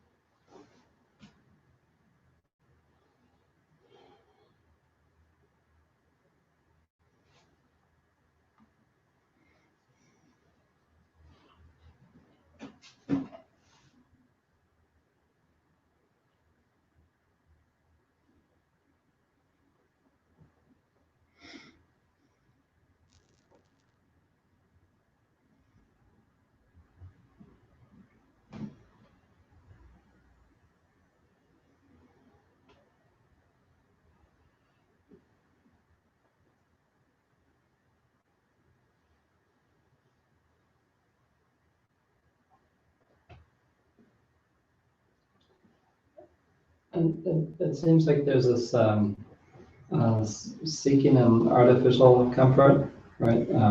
Rather than going through that troubling whatever. And it's like to fall back on these I just think about like in my normal day, maybe this isn't, but anyways, I think about like I get frustrated with the work that I do, and then I get on Facebook, because there's going to be this enjoyment here. Right. But I think there's something similar going on where like I'll feel into things, and then I want to go off into imagination somehow, because there's like a comforting sense. Right.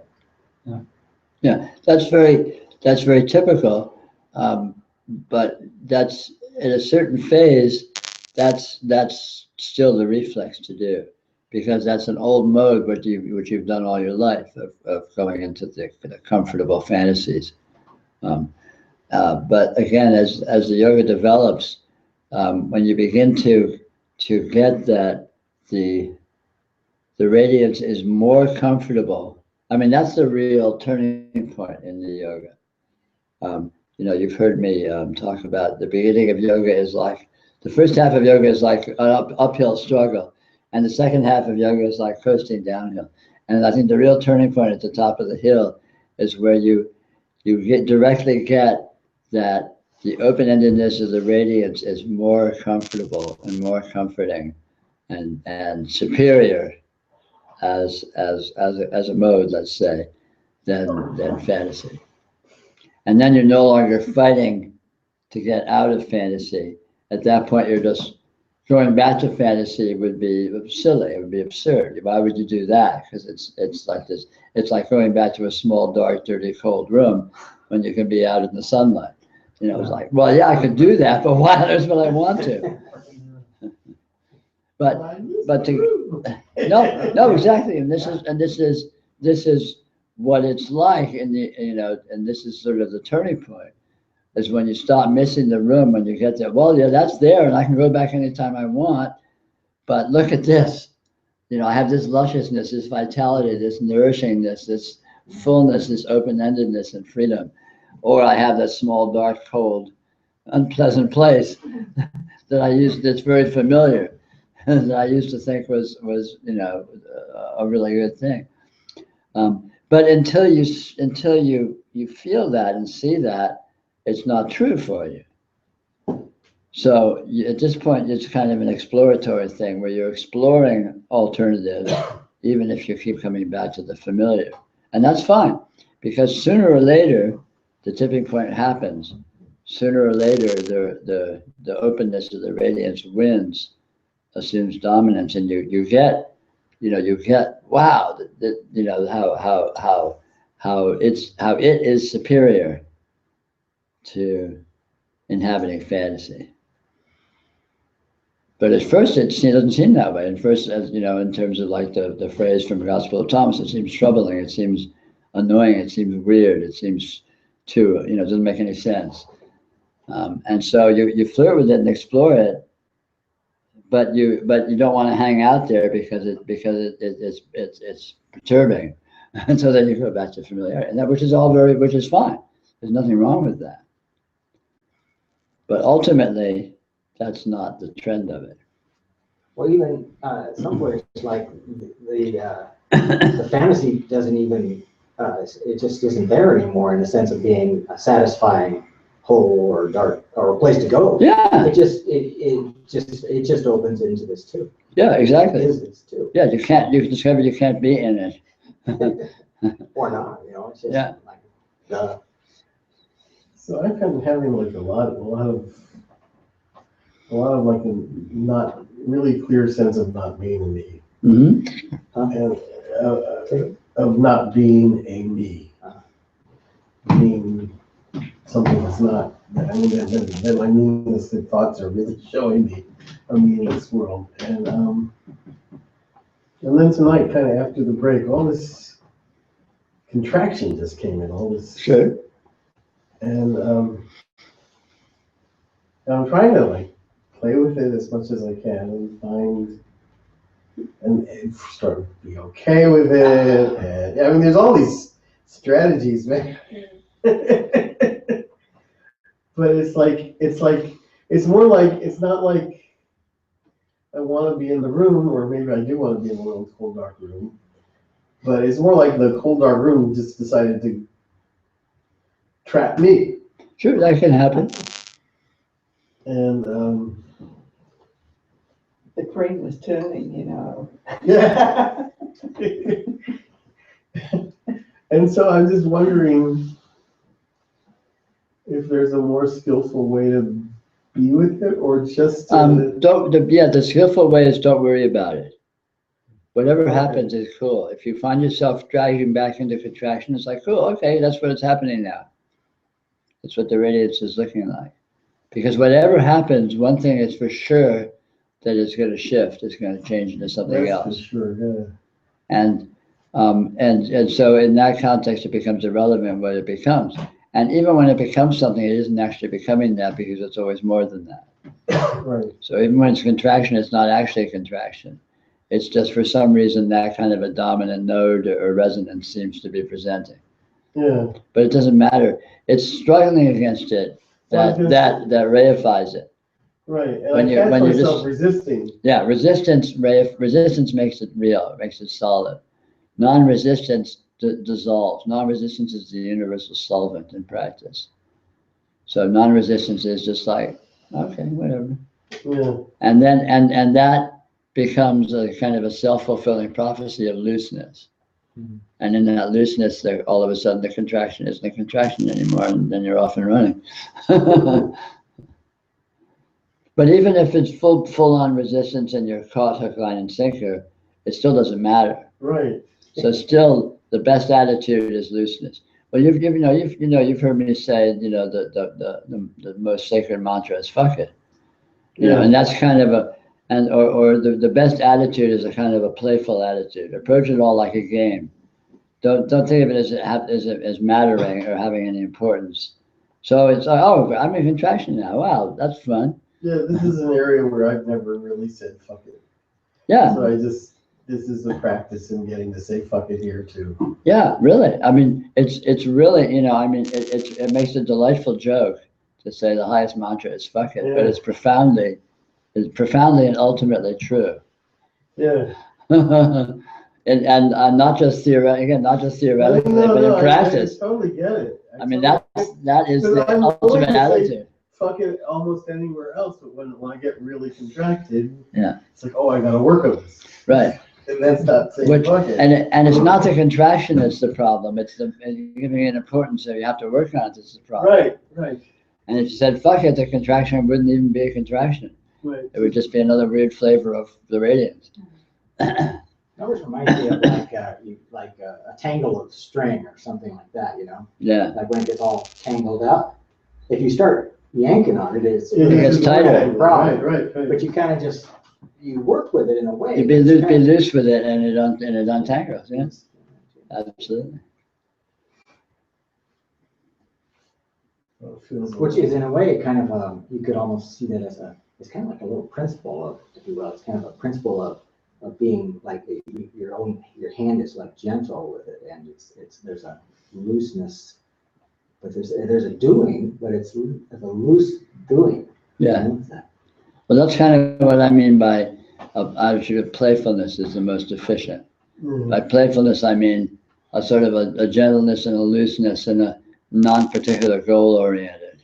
It's not like you're not engaged with it, but you're engaged with it just a kind of experimentally and provisionally and open-endedly and from many directions at once without being too locked into anything. Whereas a dutiful, serious, goal-oriented, targeted kind of engagement is the least efficient and the most entangling. I've noticed for the last half hour. Well, most of us have noticed for most of our lives. There's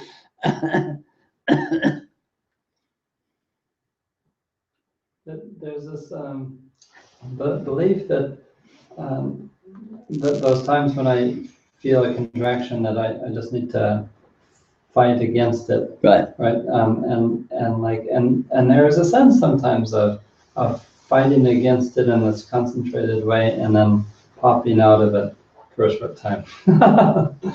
But I see what you're also saying about the openness and looseness. It's kind of like those Chinese. Exactly. What are they called though? Chinese finger trap. Yeah. Yeah, it's exactly. I mean, this is the perfect metaphor. Oh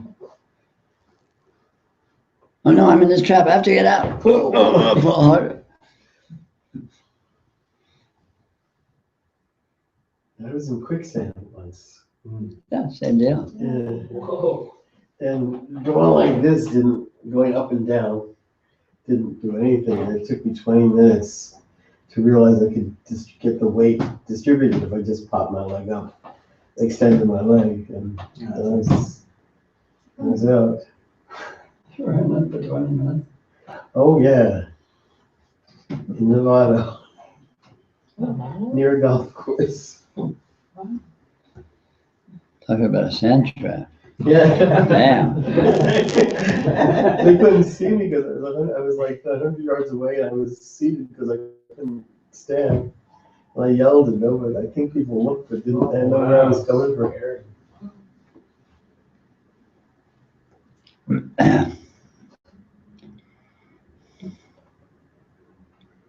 Well, look at the bright side. The worst that could possibly happen is you die a horrible death.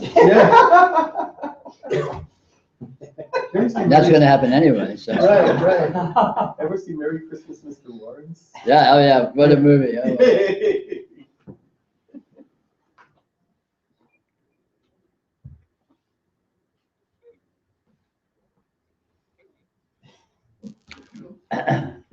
Actions. And they've got this Roll this image laugh. of Maria and Hesh's head sitting in the center. Some guy walks up with his golf club.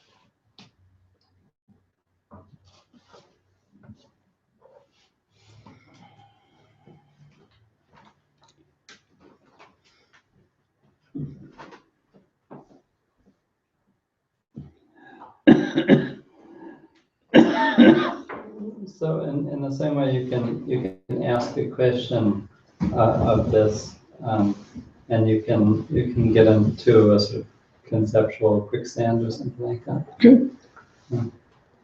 It's always best to, again, feel it. If you have a question about the radiance, feel the radiance and let the feeling be the answer. Because all answers are in what it feels like. All answers. I don't know anything. I don't have a bunch of shit memorized to do these talks. I just feel the radiance. When you ask a question, I feel the radiance, and the radiance is the answer. The radiance is the answer. Mm-hmm.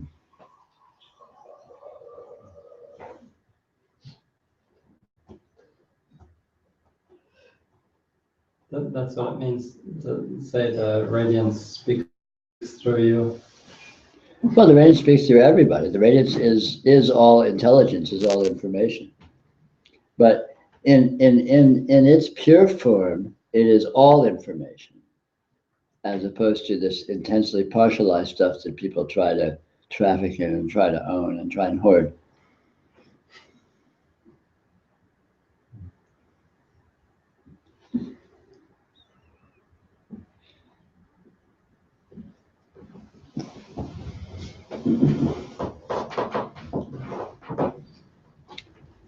Well, it's about quitting time, so say good night to our online friends here.